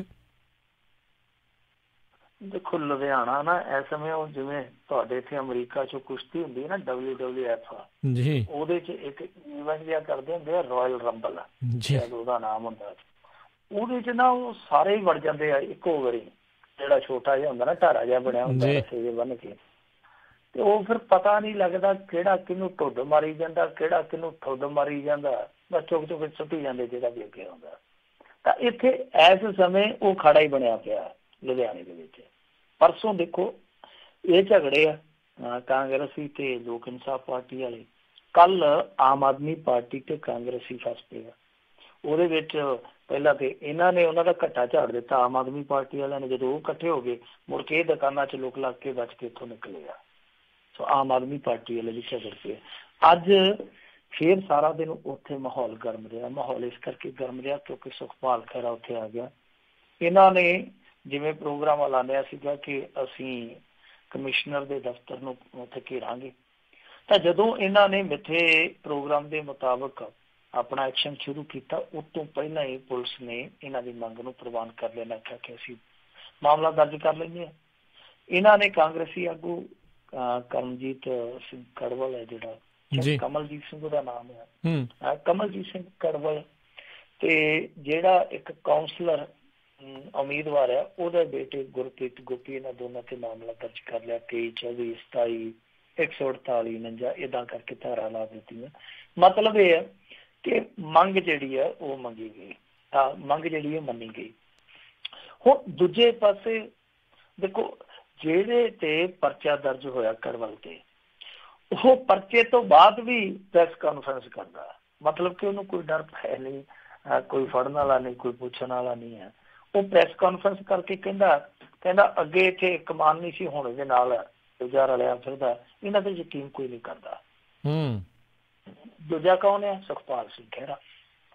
ਸੋ ਉਹ ਪ੍ਰੈਸ ਕਾਨਫਰੰਸ ਵੀ ਕਰ ਗਿਆ ਪਰਚਾ ਦਰਜ ਹੋਣ ਤੋਂ ਬਾਅਦ, ਵੈਸੇ ਟਿੱਪਣੀਆਂ ਵੀ ਕਰ ਗਿਆ, ਕਈ ਪ੍ਰਕਾਰ ਦੀਆਂ ਟਿੱਪਣੀਆਂ ਕਰ ਗਿਆ। ਉਹਦਾ ਇਸ ਸਮੇਂ ਆਮ ਆਦਮੀ ਪਾਰਟੀ ਵਾਲੇ ਜਾਂ ਲੋਕ ਇਨਸਾਫ ਪਾਰਟੀ ਵਾਲੇ ਇਹ ਤੇ ਕਹਿ ਸਕਦੇ ਆ ਕਿ ਦੇਖੋ ਅਸੀਂ ਹੁਕਮਰਾਨ ਧਿਰ ਨੂੰ ਬੈਕਫੁੱਟ ਤੇ ਲੈ ਜਾਂਦਾ, ਕਿਉਂਕਿ ਜਿਸ ਤਰੀਕੇ ਦਾ ਉੱਥੇ ਮਾਹੌਲ ਬਣਿਆ ਹੋਇਆ ਸੀਗਾ, ਲੱਗਦਾ ਨਹੀਂ ਸੀਗਾ ਕਿ ਇਹਨਾਂ ਦੀ ਮੰਗ ਮੰਨੀ ਜਾਊਗੀ। ਪਰ ਜਿਸ ਤਰੀਕੇ ਨਾਲ ਇਹਨਾਂ ਨੇ ਪ੍ਰੈਸ਼ਰ ਬਿਲਡਅਪ ਕੀਤਾ, ਬਣਾਇਆ ਜਿਸ ਤਰੀਕੇ ਨਾਲ ਪ੍ਰੈਸ਼ਰ, ਤਾਂ ਉਹ ਇਹ ਕਹਿ ਸਕਦੇ ਆ ਕਿ ਸਾਡੀ ਇੱਕ ਛੋਟੀ ਜਿਹੀ ਜਿੱਤ ਜ਼ਰੂਰ ਹੈ। ਪਰ ਦੂਜੇ ਪਾਸੇ ਜੇ ਦੇਖੀਏ, ਉੱਥੇ ਮਾਹੌਲ ਪੈਰੋਂ ਪੈਰ ਵਿਗੜਦਾ ਪਿਆ ਹੈ ਜੀ। ਜਿਹੜੀਆਂ ਚੀਜ਼ਾਂ ਸਾਨੂੰ ਸੰਕੇਤਕ ਰੂਪ ਚ ਨੇ, ਚਾਹੇ ਉਹ ਛੋਟੀਆਂ ਮੋਟੀਆਂ ਝੜਪਾਂ ਨੇ, ਚਾਹੇ ਇਹ ਇੱਕ ਦੂਜੇ ਤੇ ਮੁਕੱਦਮੇਬਾਜ਼ੀ ਕਰਦੇ ਪਏ ਆ, ਇਹ ਸੰਕੇਤ ਨੇ ਇਸ ਚੀਜ਼ ਦਾ ਕਿ ਆਉਣ ਵਾਲੇ ਸਮੇਂ ਦੇ ਵਿੱਚ ਜਦੋਂ ਇਲੈਕਸ਼ਨ ਹੋਏਗਾ ਤਾਂ ਕੁਛ ਨਾ ਕੁਛ ਇੱਥੇ ਗੜਬੜ ਹੋਣ ਦੀ ਸੰਭਾਵਨਾ ਜ਼ਰੂਰ ਹੈ। ਕਿਉਂਕਿ ਅੱਜ ਸੁਖਪਾਲ ਖਹਿਰੇ ਦੀ ਵੀ ਜਿਸ ਤਰੀਕੇ ਨਾਲ ਆਖਿਆ, ਉਹ ਕਹਿੰਦਾ ਕਿ ਅਸੀਂ ਚੂੜੀਆਂ ਨਹੀਂ ਪਾਈਆਂ, ਫਿਰ ਦੂਸਰਿਆਂ ਨੇ ਵੀ ਕਿਹਾ ਕਿ ਅਸੀਂ ਚੂੜੀਆਂ ਨਹੀਂ ਪਾਈਆਂ। ਤਾਂ ਜਿਸ ਤਰੀਕੇ ਨਾਲ ਇੱਕ ਦੂਜੇ ਨੂੰ ਚਿਤਾਇਆ ਜਾ ਰਿਹਾ, ਇੱਕ ਦੂਜੇ ਨੂੰ ਵੰਗਾਰਿਆ ਜਾ ਰਿਹਾ, ਇਹ ਤੋਂ ਲੱਗਦਾ ਹੈ ਕਿ ਇਹ, ਜਿਵੇਂ ਮੈਂ ਤੁਹਾਨੂੰ ਕਿਹਾ ਨਾ, ਕੁਸ਼ਤੀ ਵਾਲਾ ਖੜਾ, ਇਹ ਦੂਸਰੀ ਕੁਸ਼ਤੀ ਵਾਲਾ ਵੀ ਖੜਾ ਬਣ ਸਕਦਾ। ਇਹਨੂੰ ਰੋਕਿਆ ਜਾਣਾ ਚਾਹੀਦਾ, ਕੋਈ ਪ੍ਰਬੰਧ ਕਰਨਾ ਚਾਹੀਦਾ। ਬਹਰਹਾਲ ਕੋਈ ਇਹੋ ਜਿਹੀ ਐਕਸਟਰਾ ਕੋਸ਼ਿਸ਼ ਉੱਥੇ ਨਹੀਂ ਕੀਤੀ ਜਾ ਰਹੀ ਜਿਹਦੇ ਕਰਕੇ ਇਹ ਸਿਆਸੀ ਦਵੈਸ਼, ਇਹ ਸਿਆਸੀ ਕਲੇਸ਼ ਜਿਹੜਾ ਉਹ ਰੋਕਿਆ ਜਾ ਸਕੇ। ਪਰ ਸਾਡੀ ਰਾਜਨੀਤੀ ਪਤਾ ਨਹੀਂ ਕਿਉਂ ਭਟਕ ਗਈ ਆ। ਇੱਥੇ ਮੁੱਦਿਆਂ ਤੇ ਗੱਲਬਾਤ ਕਰਨ ਦੀ ਥਾਂ ਤੇ ਕੁੱਟ ਕਟਾਈਆਂ ਵਾਲੇ ਪਾਸੇ ਗੰਦੇ ਸ਼ਬਦ, ਇਹੋ ਜਿਹੇ ਬੇਹੂਦਾ ਸ਼ਬਦ ਵਰਤੇ ਜਾਂਦੇ ਅੱਜ ਕੱਲ੍ਹ। ਕੋਈ ਕਿਸੇ ਨੂੰ ਬਾਂਦਰ ਕਹੀ ਜਾਂਦਾ, ਕੋਈ ਕਿਸੇ ਨੂੰ ਡਾਕੂ ਕਹੀ ਜਾਂਦਾ, ਕੋਈ ਕਿਸੇ ਨੂੰ ਲੁਟੇਰਾ ਕਹੀ ਜਾਂਦਾ, ਕੋਈ ਕਿਸੇ ਨੂੰ ਗੈਂਗਸਟਰ ਕਹੀ ਜਾਂਦਾ, ਕੋਈ ਕਿਸੇ ਨੂੰ ਅਮਲੀ ਕਹੀ ਜਾਂਦਾ, ਕੋਈ 90 ਸਾਲ ਦੇ ਬਜ਼ੁਰਗ ਦੀ ਰੀਸ ਲਾਈ ਜਾਂਦਾ, ਨਾਲੇ ਕਹੀ ਜਾਂਦਾ ਭੜੇ ਭੜੇ ਯਾਰ ਮੇਰੀ ਫਤੋ ਦੇ। ਇਸ ਤਰ੍ਹਾਂ ਦੀਆਂ ਜਿਹੜੀਆਂ ਗੱਲਾਂ ਕਰੀ ਜਾਂਦੇ ਨਾ, ਰਾਜਨੀਤੀ ਦਾ ਇਹੋ ਜਿਹਾ ਰੂਪ ਦੇਖਦੇ ਪਏ ਆ ਜਿੱਤੋਂ ਉਮੀਦ ਹੀ ਲੱਥ ਗਈ ਆ। ਹੁਣ ਇਹ ਰਾਜਨੀਤੀ ਖੁਦ ਸੁਧਰ ਜਾਊਗੀ ਜਾਂ ਪੰਜਾਬ ਦਾ ਕੁਛ ਸਵਾਰ ਦਊਗੀ। ਪਰ ਲੁਧਿਆਣੇ ਦੇ ਵਿੱਚ ਇਹ ਵੋਟਿੰਗ ਜਿਹੜੀ ਆ ਉਹ ਸੁੱਖ ਸੁੱਖਾਂ ਨਾਲ ਨੇਪਰੇ ਚੜ੍ਹ ਜਾਵੇ, ਇਹਦੀ ਉਮੀਦ ਘੱਟ ਆ। ਪਰ ਫਿਰ ਵੀ ਕਾਮਨਾ ਜ਼ਰੂਰ ਲੋਕ ਕਰਦੇ ਆ ਕਿ ਇਹ ਜਿਹੜਾ ਖਲਾਰਾ ਪਾਈ ਫਿਰਦੇ ਉੱਥੇ ਸਿਆਸਤਦਾਨ, ਇਹ ਖਲਾਰਾ ਬਹੁਤਾ ਖੱਖੜ ਖਈਆ ਨਾ ਬਣੇ। ਜੀ ਜੀ। ਅਗਲੀ ਆਪਾਂ ਮਿੰਟੂ ਜੀ ਗੱਲ ਕਰਦੇ, ਪੰਚਾਇਤ ਮੰਤਰੀ ਨੇ ਪੰਚਾਇਤੀ ਚੋਣਾਂ ਦੇ ਬਾਰੇ ਅਹਿਮ ਬਿਆਨ ਦਿੱਤਾ। ਇਹ ਸਾਰੇ ਕਈ ਵਾਰ ਸਰੋਤੇ ਪੁੱਛਦੇ ਹੁੰਦੇ ਆ ਕਿੱਦਣ ਕਾਲਾਂ ਲਈਏ ਆਪਾਂ ਕਿ ਪੰਚਾਇਤੀ ਚੋਣਾਂ ਕਿੱਦਣ ਹੋਣੀਆਂ, ਪੰਚਾਇਤੀ ਚੋਣਾਂ ਕਿੱਦਣ ਹੋਣੀਆਂ ਜੀ। ਤਾਂ ਪੰਚਾਇਤ ਮੰਤਰੀ ਨੇ ਸਾਫ਼ ਕਰ ਦਿੱਤਾ ਕਿ ਇਲੈਕਸ਼ਨ ਜਿਹੜੇ ਹੋਣਗੇ ਉਹ ਜੁਲਾਈ ਮਹੀਨੇ ਚ ਸੰਭਵ ਹੋਣਗੇ। ਜੁਲਾਈ ਦੇ ਵਿੱਚ ਜੁਲਾਈ ਤੱਕ ਹੁਣ ਇੰਤਜ਼ਾਰ ਕਰਨਾ ਪਊਗਾ। ਜਿਹੜੇ ਪੰਚਾਇਤੀ ਚੋਣਾਂ ਦੀ ਤਿਆਰੀ ਕਰਦੇ ਪਏ ਆ ਜਾਂ ਆਪਣੇ ਪਿਆਰਿਆਂ ਨੂੰ ਇੱਥੇ ਪੰਚਾਇਤੀ ਚੋਣ ਲੜਵਾਉਣ ਦੀ ਤਿਆਰੀ ਕਰਦੇ ਪਏ ਆ, ਤੁਹਾਨੂੰ ਜੁਲਾਈ ਤੱਕ ਇੰਤਜ਼ਾਰ ਕਰਨਾ ਪਊਗਾ।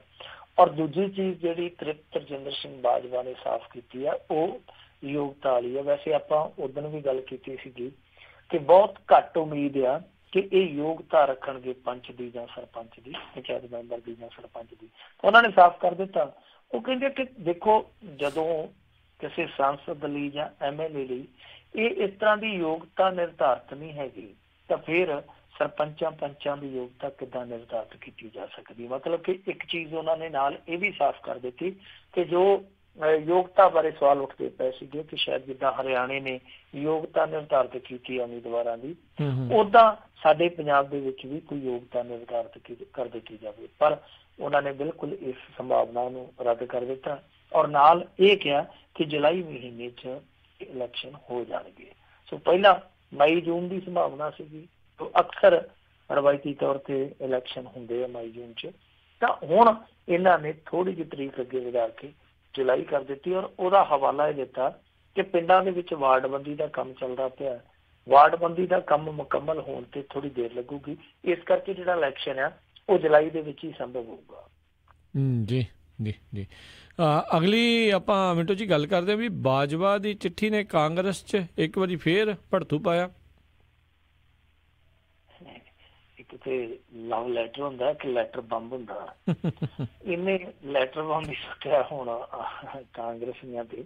ਵੈਸੇ ਇਹ ਇੱਕ ਗੱਲ ਤੈਅ ਸੀਗੀ ਕਿ ਪ੍ਰਤਾਪ ਸਿੰਘ ਬਾਜਵਾ ਤੇ ਕੈਪਟਨ ਅਮਰਿੰਦਰ ਸਿੰਘ ਦੋਵੇਂ ਇਕੱਠੇ ਨਹੀਂ ਚੱਲਣਗੇ। ਕਿਉਂਕਿ ਜਦੋਂ ਪ੍ਰਤਾਪ ਸਿੰਘ ਬਾਜਵਾ ਪ੍ਰਧਾਨ ਸੀਗਾ ਤੇ ਕੈਪਟਨ ਅਮਰਿੰਦਰ ਸਿੰਘ ਨੇ ਮਿੱਥ ਕੇ ਦੀ ਵਿਰੋਧਤਾ ਕੀਤੀ ਸੀ ਔਰ ਉਹ ਚਿੱਠੀ ਅੱਜ ਵੀ ਇਹਨਾਂ ਦੇ ਗੱਲ ਦਾ ਫਾਹ ਬਣ ਜਾਂਦੀ ਹੈ, ਜਿਸ ਚਿੱਠੀ ਦੇ ਵਿੱਚ ਪ੍ਰਤਾਪ ਸਿੰਘ ਬਾਜਵਾ ਬਾਰੇ ਬਹੁਤ ਕੁਛ ਲਿਖਿਆ ਗਿਆ ਸੀ ਔਰ ਸੋਨੀਆ ਗਾਂਧੀ ਨੂੰ ਚਿੱਠੀ ਲਿਖੀ ਗਈ ਸੀ ਕੈਪਟਨ ਅਮਰਿੰਦਰ ਸਿੰਘ ਵੱਲੋਂ। ਤੇ ਉਸ ਚਿੱਠੀ ਦੇ ਵਿੱਚ ਸਮਗਲਰਾਂ ਦੇ ਨਾਲ ਤਾਲੁਕਾਤ, ਅੱਤਵਾਦੀਆਂ ਦੇ ਨਾਲ ਤਾਲੁਕਾਤ, ਇਸ ਤਰ੍ਹਾਂ ਦੇ ਦੋਸ਼ ਲਾਏ ਗਏ ਸਨ। ਉਹ ਅਧਿਕਾਰਤ ਚਿੱਠੀ ਹੈ ਜਿਹੜੀ, ਉਹ ਅੱਜ ਵੀ ਕੈਪਟਨ ਅਮਰਿੰਦਰ ਸਿੰਘ ਲਈ ਕਈ ਵਾਰ ਗੱਲ ਦਾ ਫਸਟਾ ਬਣ ਜਾਂਦੀ ਹੈ, ਕਾਂਗਰਸੀਆਂ ਲਈ ਵੀ ਗੱਲ ਦਾ ਫਸਟਾ ਬਣ ਜਾਂਦੀ ਹੈ।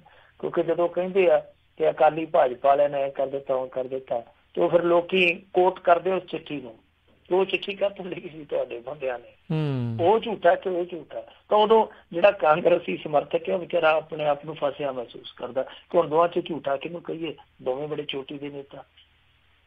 ਸੋ ਇਹ ਤੈਅ ਸੀਗਾ ਕਿ ਜਿਹੜੀ ਇਹਨਾਂ ਦੀ ਕਸ਼ੀਦਗੀ ਆ ਉਹ ਅੱਗੇ ਚੱਲ ਕੇ ਇਹਨਾਂ ਦੋਵਾਂ ਨੂੰ ਇੱਕ ਮਤ ਨਹੀਂ ਹੋਣ ਦੇਊਗੀ, ਇੱਕ ਮੁੱਠ ਹੋਣਾ ਤੇ ਦੂਰ ਆ, ਇੱਕ ਮਤ ਵੀ ਨਹੀਂ ਹੋਣ ਦੇਊਗੀ। ਔਰ ਇਸੇ ਦਾ ਹੀ ਨਿਪਟਾਰਾ ਕੀਤਾ ਸੀਗਾ ਕਿ ਪ੍ਰਤਾਪ ਸਿੰਘ ਬਾਜਵਾ ਨੂੰ ਇੱਥੋਂ ਦੀ ਰਾਜ ਪੱਧਰੀ ਪੋਲਿਟਿਕਸ ਦੇ ਵਿੱਚੋਂ ਕੱਢ ਕੇ ਉਹਨਾਂ ਨੇ ਕੌਮੀ ਪੱਧਰ ਦੀ ਪੋਲਿਟਿਕਸ 'ਚ ਖੜਿਆ ਸੀਗਾ। ਪਰ ਬਾਵਜੂਦ ਇਸਦੇ ਕਿ ਉਹ ਦਿੱਲੀ ਚਲੇ ਗਏ ਆ, ਪੰਜਾਬ ਦਾ ਬਾਜਵਾ ਸਾਹਿਬ ਖੜਾ ਨਹੀਂ ਛੱਡਦੇ, ਉਹ ਗਾਏ ਬਗਾਏ ਪੰਜਾਬ ਸਰਕਾਰ ਨੂੰ ਘੇਰ ਲੈਂਦੇ ਆ। ਤੁਹਾਨੂੰ ਯਾਦ ਹੋਣਾ ਸਭ ਤੋਂ ਪਹਿਲਾਂ ਉਹਨਾਂ ਨੇ ਸਰਕਾਰ ਦੀ ਕਾਰਗੁਜ਼ਾਰੀ ਤੇ ਸਵਾਲ ਖੜੇ ਕੀਤੇ ਸੀਗੇ ਕਿ ਸਾਡੀ ਸਰਕਾਰ ਚੱਲਦੀ ਤਾਂ ਪਈ ਆ, ਪਰ ਡੰਗ ਜਿਹੀ ਟਪਾਉਂਦੀ ਪਈ ਆ, ਹੁਣ ਨਹੀਂ ਇਹਨਾਂ ਤੋਂ ਹੋਇਆ। ਇਹਨੇ ਪ੍ਰਤਾਪ ਸਿੰਘ ਬਾਜਵਾ ਨੇ ਸਿੱਧੇ ਰੂਪ ਦੇ ਵਿੱਚ ਨੁਕਤਾਚੀਨੀ ਕੀਤੀ ਸੀ। ਬਾਅਦ ਦੇ ਵਿੱਚ ਥੋੜੇ ਦਿਨ ਪਹਿਲਾਂ ਫੇਰ ਇੱਕ ਇੰਟਰਵਿਊ ਦੇ ਦੌਰਾਨ ਇਹਨਾਂ ਨੇ ਸਰਕਾਰੀ ਜਿਹੜੇ ਖਰਚੇ ਘਟਾਏ ਜਾ ਰਹੇ ਆ ਉਹਦੇ ਤੇ ਸਵਾਲ ਚੁੱਕੇ ਸੀਗੇ ਕਿ ਮੈਂ ਸਮਝਣਾ ਵਾ ਕਿ ਜਿਹੜੇ ਕੰਮ ਕੀਤੇ ਜਾ ਰਹੇ ਠੀਕ ਆ, ਪਰ ਆ ਜਿਹੜੇ ਸਲਾਹਕਾਰ ਰੱਖੇ ਆ ਨਾਲ ਕੈਪਟਨ ਸਾਹਿਬ ਨੇ, ਇਹਨਾਂ ਦੀ ਵੀ ਥੋੜੀ ਜਿਹੀ ਤਨਖਾਹ ਜਿਹੜੀ ਉਹ ਘੱਟ ਕੀਤੀ ਜਾਵੇ। ਬਾਜਵਾ ਸਾਹਿਬ ਨੇ ਉਹ ਵੀ ਤੰਜ ਕੱਸ ਦਿੱਤੀ ਸੀਗੀ। ਹੁਣ ਤੀਜਾ ਜਿਹੜਾ ਇਹ ਲੈਟਰ ਬੰਬ ਡਿੱਗਿਆ ਉਹ ਇਸ ਤਰ੍ਹਾਂ ਦਾ ਆ ਕਿ ਜਿਹਦੀ ਵਿਰੋਧਤਾ ਵੀ ਨਹੀਂ ਕਰ ਸਕਦੇ ਕਾਂਗਰਸੀ, ਕਿਉਂਕਿ ਬੜੀ ਬਾਦਲੀਲ ਗੱਲ ਕੀਤੀ ਆ ਔਰ ਬੜੀ ਤਫਸੀਲ ਦੇ ਨਾਲ ਇੱਕ ਇੱਕ ਤੱਥ ਪੂਰਵਕ ਉਹ ਚੀਜ਼ ਜਿਹੜੀ ਆ ਬਿਆਨਾਤ ਕੀਤੀ ਗਈ ਹੈ ਪ੍ਰਤਾਪ ਸਿੰਘ ਬਾਜਵਾ ਵੱਲੋਂ। ਸੋ ਇਹ ਮਸਲਾ ਸੀਗਾ ਕਿ ਕੁਛ ਦਿਨ ਪਹਿਲਾਂ ਇਹਨਾਂ ਨੇ ਫੈਸਲਾ ਕੀਤਾ ਸੀਗਾ ਕਿ ਇੱਕ ਜਿਹੜਾ ਮੈਡੀਕਲ ਕਾਲਜ ਆ ਉਹ ਮੋਹਾਲੀ ਤੋਂ ਸੰਗਰੂਰ ਸ਼ਿਫਟ ਕੀਤਾ ਜਾਵੇ। ਸੋ ਉਹਦੇ ਵਿੱਚ ਹੁਣ ਪ੍ਰਤਾਪ ਸਿੰਘ ਬਾਜਵਾ ਨੇ ਇਹ ਕਹਿ ਕੇ ਟੰਗ ਅੜਾ ਦਿੱਤੀ, ਉਹ ਕਹਿੰਦਾ ਜੀ ਕਿ ਸੰਗਰੂਰ ਇਹਨੂੰ ਲਿਜਾਣ ਦੀ ਕੀ ਜ਼ਰੂਰਤ ਆ। ਕਹਿੰਦਾ ਕਿ ਮੈਂ ਤੁਹਾਨੂੰ ਗਿਣ ਕੇ ਦੱਸਦਾ, ਸੰਗਰੂਰ ਤੋਂ ਜੇ ਚੰਡੀਗੜ੍ਹ ਨੂੰ ਜਾਈਏ 120 ਕਿਲੋਮੀਟਰ ਦੀ ਦੂਰੀ ਬਣਦੀ ਹੈ ਤੇ ਉੱਥੇ PGI ਆ, ਤੇ ਜੇ 57 ਕਿਲੋਮੀਟਰ ਪਰੇ ਨੂੰ ਉਸੇ ਰਾਹ ਹੀ ਪਟਿਆਲੇ ਨੂੰ ਜਾਈਏ ਤੇ ਰਸਤੇ ਦੇ ਵਿੱਚ ਰਜਿੰਦਰਾ ਹਸਪਤਾਲ ਪੈਂਦਾ ਜਿਹੜਾ ਕਿ 1000 ਬੈੱਡ ਦਾ। ਤੇ ਉਹ ਕਹਿੰਦੇ ਕਿ ਜੇ ਪੁੱਠੇ ਥੱਲੇ ਨੂੰ ਆ ਜਾਈਏ ਇੱਧਰ ਨੂੰ ਬਠਿੰਡੇ ਨੂੰ ਤੇ 70 ਕਿਲੋਮੀਟਰ ਥੱਲੇ ਆ ਕੇ ਬਠਿੰਡੇ ਇੱਥੇ ਵੀ ਏਮਸ ਜਿਹੜਾ ਬਣਦਾ ਪਿਆ, ਯਾਨੀ ਸੰਗਰੂਰ 'ਚ ਇਸ ਮੈਡੀਕਲ ਕਾਲਜ ਬਣਾਉਣ ਦੀ ਕੋਈ ਜ਼ਰੂਰਤ ਨਹੀਂ ਹੈ। ਜੇ ਮੈਡੀਕਲ ਕਾਲਜ ਬਣਾਉਣਾ ਹੀ ਹੈ ਤੁਸੀਂ ਤਾਂ ਫਿਰ ਇਹ ਬਣਾਇਆ ਜਾਵੇ ਗੁਰਦਾਸਪੁਰ ਦੇ ਵਿੱਚ। ਕਿਉਂਕਿ ਉਹ ਕਹਿੰਦਾ ਕਿ ਉੱਥੇ ਪਹਿਲਾਂ ਹੀ ਇਸ ਤਰ੍ਹਾਂ ਦੇ ਸਿਹਤ ਸੰਸਥਾਨਾਂ ਦੀ ਬੜੀ ਕਿੱਲਤ ਆ, ਕਿਉਂਕਿ ਉਹ ਬਾਰਡਰ ਏਰੀਆ, ਉਹਨੂੰ ਵਧੇਰੇ ਜ਼ਰੂਰਤ ਹੈ, ਨਾ ਕਿ ਸੰਗਰੂਰ ਨੂੰ ਇਹ ਕਾਲਜ ਚਾਹੀਦਾ। ਹੁਣ ਸੰਗਰੂਰ ਦਾ ਇੱਕ ਬਹੁਤ ਵੱਡਾ ਨੇਤਾ ਜਿਹੜਾ ਕੈਪਟਨ ਕੈਂਪ ਦਾ ਬਹੁਤ ਖਾਸ ਮਖਾਸ ਆ। ਇਹ ਸਾਰਾ ਕੁਝ ਖਿੱਚ ਧੂ ਕੇ ਉਹੀ ਕਰਦਾ ਪਿਆ ਸੀਗਾ, ਪਰ ਪ੍ਰਤਾਪ ਸਿੰਘ ਬਾਜਵਾ ਨੇ ਇੱਕ ਵਾਰੀ ਇਹਨਾਂ ਦੀ ਕੀਤੀ ਕਰਾਈ ਤੇ ਪਾਣੀ ਫੇਰ ਦਿੱਤਾ। ਉਹਦਾ ਕਾਰਨ ਇਹ ਆ ਕਿ ਦੇਖੋ, ਜੇ ਗੁਰਦਾਸਪੁਰ ਦਾ ਜ਼ਿਕਰ ਆਊਗਾ ਤਾਂ ਜਿਹੜਾ ਸੁਨੀਲ ਜਾਖੜ ਇਹਨਾਂ ਦੀ ਕਤਾਰ ਦਾ ਹੀ ਲੀਡਰ ਆ, ਸੁਨੀਲ ਜਾਖੜ ਚਾਹ ਕੇ ਵੀ ਪ੍ਰਤਾਪ ਸਿੰਘ ਬਾਜਵਾ ਦੀ ਜਿਹੜੀ ਪੇਸ਼ਕਸ਼ ਹੈ ਉਹਦਾ ਵਿਰੋਧ ਨਹੀਂ ਕਰ ਸਕਦਾ। ਉਹਨੂੰ ਕਹਿਣਾ ਹੀ ਪਊਗਾ, ਕਿਉਂਕਿ ਗੁਰਦਾਸਪੁਰ ਤੋਂ ਚੋਣ ਜਿੱਤਿਆ ਕਿ ਠੀਕ ਆ, ਬਾਜਵਾ ਸਾਹਿਬ ਜੋ ਕਹਿੰਦੇ ਆ ਇਹ ਚੀਜ਼ ਜਿਹੜੀ ਹੈ ਮੈਡੀਕਲ ਕਾਲਜ ਦੇ ਰੂਪ ਦੇ ਵਿੱਚ ਇੱਥੇ ਆਉਣੀ ਚਾਹੀਦੀ ਹੈ। ਸੋ ਕਸੂਤੀ ਜੀ ਸਥਿਤੀ ਬਣਾ ਦਿੱਤੀ। ਪ੍ਰਤਾਪ ਸਿੰਘ ਬਾਜਵਾ ਨੇ ਹਮੇਸ਼ਾ ਹੀ ਉਹ ਇਹੋ ਜਿਹੀ ਗੱਲ ਕਰਦਾ ਜਿਹਦੇ ਨਾਲ ਸਰਕਾਰ ਬੈਕਫੁੱਟ ਤੇ ਚਲੇ ਜਾਂਦੀ ਹੈ। ਤਾਂ ਇਹਦਾ ਜਿਹੜਾ ਲੈਟਰ ਆ, ਉਹ ਲੈਟਰ ਇੱਕ ਵਾਰ ਫੇਰ ਕਾਂਗਰਸ ਨੂੰ ਕਸੂਤਾ ਜਿਹਾ ਫਸਾ ਗਿਆ। ਪਰ ਇਹਦੀ ਚਰਚਾ ਘੱਟ ਇਸ ਕਰਕੇ ਆ ਕਿਉਂਕਿ ਇਸ ਸਮੇਂ ਟਰੂਡੋ ਸਾਹਿਬ ਵਾਲਾ ਮੁੱਦਾ ਹੈ ਨਾ ਜਿਹੜਾ, ਉਹ ਹਾਵੀ ਹੈ। ਮੇਰੇ ਖਿਆਲ ਦੇ ਨਾਲ ਜੇ ਇਹ ਚਿੱਠੀ ਮੰਨ ਲਓ 5-7 ਦਿਨ ਪਛੜ ਕੇ ਲਿਖੀ ਹੁੰਦੀ, 2-4 ਦਿਨ ਹੀ ਪਛੜ ਕੇ ਲਿਖੀ ਹੁੰਦੀ, ਤਾਂ ਕਾਂਗਰਸ ਦੀ ਬਹੁਤ ਜ਼ਿਆਦਾ ਫਜ਼ੀਅਤ ਹੋਣੀ ਸੀ। ਬਹੁਤੀ ਖਬਰਾਂ ਨੂੰ ਇੱਥੇ ਅੱਜ ਕੱਲ੍ਹ ਤਵੱਜੋ ਨਹੀਂ ਦਿੱਤੀ ਜਾ ਰਹੀ। ਕਿਉਂਕਿ ਸਭ ਤੋਂ ਅਹਿਮ ਖਬਰ ਜਿਹੜੀ ਹੈ ਉਹ ਟਰੂਡੋ ਸਾਹਿਬ ਦੀ ਫੇਰੀ ਦੀ ਬਣੀ ਪਈ ਹੈ। ਜੀ ਜੀ, ਅਗਲੀ ਆਪਾਂ ਮਿੰਟੂ ਜੀ ਗੱਲ ਕਰਦੇ ਵੀ ਪੰਜਾਬ ਦੇ ਵਿੱਚ ਇੱਕ ਹੋਰ ਹਾਈਵੇ ਘੁਟਾਲਾ ਸਾਹਮਣੇ ਆਇਆ। ਦੇਖੋ, ਜਿੰਨੇ ਹਾਈਵੇ ਘੁਟਾਲੇ ਹੁੰਦੇ ਆ ਭਾਰਤ 'ਚ ਜੀ, ਮੇਰੇ ਖਿਆਲ ਦੇ ਨਾਲ ਜੇ ਸਾਰਿਆਂ ਦਾ ਪੈਸਾ ਜੋੜ ਦਿੱਤਾ ਜਾਵੇ ਤੇ ਫਿਰ ਨਿੱਕਾ ਜਿਹਾ ਨੋਟ ਵਿਛਾ ਕੇ ਹਾਈਵੇ ਨੋਟਾਂ ਵਾਲਾ ਹੀ ਬਣਾ ਕੇ ਲੋਕਾਂ ਨੂੰ ਖਾਇਆ ਜਾ ਸਕਦਾ। ਅੱਛਾ ਦੇਖੋ, ਅਸੀਂ ਇਸ ਤਰ੍ਹਾਂ ਦੇ ਹਾਈਵੇ ਵੀ ਬਣਾ ਦਿੰਦੇ ਹਾਂ। ਇਹ ਜਿਹੜਾ ਹਾਈਵੇ ਘੁਟਾਲਾ ਇਹ ਮੇਰੇ ਖਿਆਲ ਦੇ ਨਾਲ ਦੂਜਾ ਤੀਜਾ ਹੈ ਪੰਜਾਬ ਦੇ ਵਿੱਚ। ਮੈਂ ਤੇ 4-5 ਸਾਲਾਂ 'ਚ ਦੂਜਾ ਤੀਜਾ ਦੇਖਣ ਰਿਹਾ ਵਾਂ। ਇੱਕ ਹੁਸ਼ਿਆਰਪੁਰ ਦਾ ਬੜਾ ਹੁਸ਼ਿਆਰਬੰਦ ਬੰਦਿਆਂ ਨੇ ਕੀਤਾ ਸੀਗਾ। ਦੂਸਰਾ ਜਿਹੜਾ ਪਟਿਆਲੇੋਂ ਸੰਗਰੂਰ ਨੂੰ ਆਇਆ ਸੀਗਾ, ਉਹਦਾ ਵੀ ਰੌਲਾ ਪੈ ਗਿਆ ਸੀਗਾ। ਜਿਹੜਾ ਬਚਨ ਬੇਦਿਲ ਆ, ਉਹਦੇ ਪਿੰਡ ਦੇ ਨੇੜੇ ਤੇੜੇ ਦੇ ਕਿਸਾਨਾਂ ਨੇ ਪ੍ਰੈਸ ਕਾਨਫਰੰਸ ਕਰਕੇ ਦੋਸ਼ ਲਾਏ ਸੀਗੇ ਕਿ ਸਾਡੀ ਵੀ ਜ਼ਮੀਨ ਦੇ ਨਾਲ ਹੇਰ ਫੇਰ ਹੋਈ ਆ ਔਰ ਅਫਸਰ ਹੀ ਇਹਦੇ ਚੋਂ ਮਲਾਈ ਛਕਾ ਗਏ ਆ। ਹੁਣ ਜਿਹੜਾ ਤੀਜਾ ਘੁਟਾਲਾ ਨਿਕਲਦਾ ਪਿਆ, ਵੈਸੇ ਮੈਂ ਦੂਜੇ ਦਾ ਤਾਂ ਜ਼ਿਕਰ ਹੀ ਕੀਤਾ, ਪਤਾ ਨਹੀਂ ਘੁਟਾਲਾ ਬਾਅਦ ਦੇ ਵਿੱਚ ਉਹ ਦੱਬ ਗਿਆ ਜਾਂ ਕੋਈ ਸੈਟਲਮੈਂਟ ਹੋ ਗਈ ਹੈ, ਪਰ ਉਦੋਂ ਦੋਸ਼ ਜ਼ਰੂਰ ਲੱਗਾ ਸੀਗਾ। ਪਰ ਆ ਤੀਜਾ ਹੁਣ ਜਿਹੜਾ ਰੌਲਾ ਨਿਕਲਿਆ, ਇਹ ਨਿਕਲਿਆ ਜਿਹੜਾ ਬਠਿੰਡਾ ਤੋਂ ਅੰਮ੍ਰਿਤਸਰ ਨੂੰ ਇਹਨਾਂ ਨੇ ਹਾਈਵੇ ਬਣਾਇਆ, ਜਿਹਨੂੰ NH-15 ਕਿਹਾ ਜਾਂਦਾ, NH-15। ਸੋ ਇਸ ਕੌਮੀ ਸ਼ਾਹਰਾਹ ਤੇ ਜਿਹੜੇ ਪਿੰਡ ਪੈਂਦੇ ਸਨ, ਕੁਛ ਉਹਨਾਂ ਪਿੰਡਾਂ ਦੇ ਵਿੱਚ ਹੇਰ ਫੇਰ ਕੀਤੀ ਗਈ। ਅਸਲ ਦੇ ਵਿੱਚ ਕਹਾਣੀ ਕੀ ਸੀਗੀ ਕਿ ਇਸ ਹਾਈਵੇ ਲਈ 2015-16 ਚ ਇਹਨਾਂ ਨੇ ਜ਼ਮੀਨ ਐਕਵਾਇਰ ਕੀਤੀ ਸੀਗੀ। ਉਹ ਜ਼ਮੀਨ ਐਕਵਾਇਰ ਕੀਤੀ ਜਦੋਂ ਇਹਨਾਂ ਨੇ, ਤਾਂ ਉਹਦੇ ਚ ਬੜੀ ਚਲਾਕੀ ਦੇ ਨਾਲ ਇੱਕ ਹੇਰ ਫੇਰ ਕੀਤੀ ਗਈ। ਇੱਕ ਤੇ ਇਹ ਸੀਗਾ ਕਿ ਕੁਛ ਜ਼ਮੀਨ ਨੂੰ ਕਮਰਸ਼ੀਅਲ ਦਿਖਾ ਦਿੱਤਾ ਗਿਆ, ਖੇਤੀਯੋਗ ਜ਼ਮੀਨ ਸੀਗੀ ਜਿਹੜੀ, ਉਹਨੂੰ ਕਮਰਸ਼ੀਅਲ ਦਿਖਾ ਕੇ ਉਹਦੀ ਕੀਮਤ ਮੋਟੀ ਵਸੂਲੀ ਗਈ। ਹੁਣ ਖੇਤੀ ਤੇ ਕਮਰਸ਼ੀਅਲ ਦੇ ਵਿੱਚ ਫਰਕ ਇਹ ਹੁੰਦਾ ਕਿ ਜਿਹੜਾ ਬਾਜ਼ਾਰੂ ਰੇਟ, ਜਿਹਨੂੰ ਕਲੈਕਟਿਵ ਰੇਟ ਕਿਹਾ ਜਾਂਦਾ, ਤਾਂ ਉਹ ਹਮੇਸ਼ਾ ਜ਼ਿਆਦਾ ਹੁੰਦਾ, ਕਮਰਸ਼ੀਅਲ ਜ਼ਮੀਨ ਦਾ ਜ਼ਿਆਦਾ ਪੈਂਦਾ ਰੇਟ। ਹੁਸ਼ਿਆਰਪੁਰ ਵਾਲਾ ਘਪਲਾ ਵੀ ਲਗਭਗ ਇਹੋ ਹੀ ਸੀਗਾ ਕਿ ਕਿਸਾਨਾਂ ਤੋਂ ਸਸਤੇ ਭਾਅ ਤੇ ਜ਼ਮੀਨ ਖਰੀਦੀ ਗਈ, ਫਿਰ ਐਵੇਂ ਗਾਰੇ ਦੀਆਂ ਟਾਈਆਂ ਲਾ ਕੇ ਆਇਆ ਕਹਿੰਦੇ ਜੀ ਇਹ ਕਲੋਨੀ ਹੈ। ਮਤਲਬ ਕਿ ਹੁਣ ਦੇਖੋ, ਜੇ ਕਲੋਨੀ ਐਕਵਾਇਰ ਕਰਨੀ ਹੋਵੇ ਤਾਂ ਇੱਕ ਖੁੱਲਾ ਖੇਤ ਆ, ਇੱਕ ਕਲੋਨੀ ਐਕਵਾਇਰ ਕਰਨੀ ਆ, ਜ਼ਮੀਨ ਅਸਮਾਨ ਦਾ ਫਰਕ ਪੈ ਜਾਊਗਾ ਰੇਟਾਂ ਦਾ। ਸੋ ਇਹ ਚੱਕਰ ਹੁੰਦਾ ਕਿ ਇਹ ਚਲਾਕੀ ਵਰਤਦੇ ਆ, ਖੇਤੀਯੋਗ ਜ਼ਮੀਨ ਨੂੰ ਦਿਖਾ ਦਿੰਦੇ ਕਿ ਕਮਰਸ਼ੀਅਲ ਜ਼ਮੀਨ ਆ, ਇਹਦੇ ਭਾਅ ਜ਼ਿਆਦੇ ਆ। ਸੋ ਇੱਕ ਤੇ ਹੇਰ ਫੇਰ ਇਹ ਹੋਈ ਔਰ ਇੱਕੋ ਹੀ ਪਿੰਡ ਦੇ ਵਿੱਚ 80-90 ਲੱਖ ਰੁਪਈਆ ਜਿਹੜਾ ਉਹ ਇਸ ਤਰ੍ਹਾਂ ਹੇਰ ਫੇਰ ਕਰਕੇ ਦਿੱਤਾ ਗਿਆ। ਪਰ ਦੂਸਰੀ ਸਭ ਤੋਂ ਵੱਡੀ ਚਲਾਕੀ ਔਰ ਦਿਲਚਸਪ ਚਲਾਕੀ ਇਹ ਕੀਤੀ ਗਈ ਕਿ ਇਹਨਾਂ ਨੇ ਉਸ ਜ਼ਮੀਨ ਦਾ ਵੀ ਕਰੋੜਾਂ ਰੁਪਈਆ ਵੰਡ ਦਿੱਤਾ। ਕਰੋੜਾਂ ਰੁਪਈਆ ਜਿਹੜਾ ਸਰਕਾਰ ਨੇ ਪਹਿਲਾਂ ਹੀ ਖਾਤਾ ਐਕਵਾਇਰ ਕੀਤਾ ਹੋਇਆ ਸੀਗਾ। ਸੋ ਸਮਝਣ ਦੀ ਜ਼ਰੂਰਤ ਹੈ ਕਿ ਜਿਹੜੀ ਜ਼ਮੀਨ ਪਹਿਲਾਂ ਹੀ ਸਰਕਾਰ ਦੇ ਕੋਲ ਐਕਵਾਇਰ ਸੀਗੀ, ਉਹਦਾ ਹੀ ਇਹਨਾਂ ਨੇ ਕਰੋੜਾਂ ਰੁਪਈਆ ਵੰਡ ਦਿੱਤਾ। ਕਿੱਦਾਂ? ਇਹ ਜਿਹੜੀ ਸੜਕ ਉਦੋਂ ਵੱਡੀ ਹੋਈ ਆ, ਡਬਲ ਹੋਈ ਆ, ਤਾਂ ਇਹ ਉਦੋਂ 80 ਦੇ ਕਰੀਬ ਹੋਈ ਆ, 79-80 ਦੇ ਕਰੀਬ। ਤਾਂ ਉਸ ਸਮੇਂ ਕਿਉਂਕਿ ਤੁਹਾਨੂੰ ਪਤਾ ਕੰਮ ਕਰ ਇਹੋ ਜਿਹੇ ਸੀਗੇ, ਤਾਂ ਸਰਕਾਰ ਨੇ ਜ਼ਮੀਨ ਐਕਵਾਇਰ ਕਰ ਲਈ, ਪਰ ਇੰਤਕਾਲ ਚੜੇ ਨਹੀਂ। ਇਹਨਾਂ ਅਫਸਰਾਂ ਨੇ ਕੀ ਕੀਤਾ ਕਿ ਚਲਾਕੀ ਨਾਲ ਦੇਖਿਆ ਕਿ ਉਹ ਇੰਤਕਾਲ ਹਾਲੇ ਓਦਾਂ ਹੀ ਪਏ, ਅੱਧੇ ਅਧੂਰੇ। ਇਹਨਾਂ ਨੇ ਚਲਾਕੀ ਦੇ ਨਾਲ ਕਰੋੜਾਂ ਰੁਪਈਆ ਜਿਹੜਾ ਸੀਗਾ ਉਹ ਲੈ ਲਿਆ। ਹੁਣ ਗਾਂਹ ਦਿੱਤੇ ਜਾਂ ਨਹੀਂ ਦਿੱਤੇ ਪਤਾ ਨਹੀਂ, ਪਰ ਉਹਨਾਂ ਕਿਸਾਨਾਂ ਦੇ ਨਾਂ ਤੇ ਜਿਨ੍ਹਾਂ ਦੀ ਜ਼ਮੀਨ 80 'ਚ ਐਕਵਾਇਰ ਕੀਤੀ ਸੀ, ਕਰੋੜਾਂ ਰੁਪਈਆ ਇਹਨਾਂ ਨੇ ਫਿਰ ਜਾਰੀ ਕਰਵਾ ਲਿਆ। ਹੁਣ ਇਹਦੇ 'ਚ ਨਾਇਬ ਤਹਿਸੀਲਦਾਰ ਹੈ ਜਿਹੜਾ, ਉਹਨੂੰ ਚਾਰਜਸ਼ੀਟ ਕਰ ਲਿਆ ਗਿਆ। ਹਾਲਾਂਕਿ ਦੇਖੋ ਕਮਾਲ ਦੀ ਗੱਲ ਆ ਕਿ ਜਿਹੜੇ ਇੱਥੇ ਗਵਰਨ ਕਰਦੇ ਆ ਉਹਨਾਂ ਨੂੰ ਇਹ ਐਕਸਟੈਂਸ਼ਨ ਵੀ ਬੜੀ ਦਿੰਦੇ ਆ। ਪਿੱਛੇ ਜੇ ਇੱਕ ਗੁਰਦਾਸਪੁਰ ਤੋਂ ਮਾਮਲਾ ਸਾਹਮਣੇ ਆਇਆ ਸੀਗਾ, ਉਹ ਬੀਬੀ ਨੂੰ ਚਾਰਜਸ਼ੀਟ ਕੀਤਾ ਸੀ ਵਿਜੀਲੈਂਸ ਨੇ, ਹਾਲਾਂਕਿ ਉਹਦੇ ਤੇ ਕੇਸ ਦਾਇਰ ਕਰਨਾ ਸੀਗਾ, ਉਲਟਾ ਕਾਉਂਸਲ ਨੇ ਉਹਨੂੰ 2 ਸਾਲਾਂ ਦੀ ਐਕਸਟੈਂਸ਼ਨ ਦੇ ਦਿੱਤੀ 2 ਵਾਰੀਆਂ 'ਚ। ਉਹ ਜਿਹਦੇ ਤੇ ਕੇਸ ਦਰਜ ਕਰਨਾ ਸੀ ਉਹ ਰਿਟਾਇਰ ਵੀ ਹੋ ਗਈ ਬੀਬੀ, ਤੇ ਮੁੜ ਕੇ ਐਕਸਟੈਂਸ਼ਨ ਵੀ ਪਊਗੀ। ਇੱਥੇ ਵੀ ਇਹੋ ਹੀ ਆ ਕਿ ਜਿਹੜਾ ਨਾਇਬ ਤਹਿਸੀਲਦਾਰ ਇਹਦੇ 'ਚ ਮੋਟੀ ਚੱਪਤ ਲਾ ਗਿਆ, ਉਹੀ ਨਾਇਬ ਤਹਿਸੀਲਦਾਰ ਰਿਟਾਇਰਮੈਂਟ ਹੋਣ ਤੋਂ ਬਾਅਦ 1 ਸਾਲ ਦੀ ਐਕਸਟੈਂਸ਼ਨ ਲੈ ਕੇ ਬੈਠਾ ਸੀ। ਹੁਣ ਪਹਿਲਾ ਕੰਮ ਇਹ ਕੀਤਾ ਗਿਆ ਕਿ ਐਕਸਟੈਂਸ਼ਨ ਉਹਦੀ ਖਤਮ ਕੀਤੀ ਗਈ, ਨਾਲ ਦੀ ਨਾਲ ਉਹਨੂੰ ਚਾਰਜਸ਼ੀਟ ਕਰ ਲਿਆ ਗਿਆ। ਦੱਸਦੇ ਇਹ ਹੈ ਕਿ ਉਸ ਸਮੇਂ ਦਾ ਜਿਹੜਾ SDM ਸੀਗਾ ਉਹ ਵੀ ਰਡਾਰ ਤੇ ਆ, ਨਾਲ 7-8 ਅਫਸਰ, ਪਟਵਾਰੀ, ਕਾਨੂੰਗੋ ਵਗੈਰਾ, ਉਹ ਵੀ ਸਾਰੇ ਰਡਾਰ ਤੇ ਆ। ਆਉਣ ਵਾਲੇ ਦਿਨਾਂ 'ਚ ਸੰਭਾਵਨਾ ਇਹ ਆ ਕਿ ਇਹ ਵੀ ਰਗੜੇ ਜਾਣਗੇ। ਸੋ ਹਾਈਵੇ ਘੁਟਾਲੇ ਲਗਾਤਾਰ ਨਿਕਲਦੇ ਪਏ ਆ।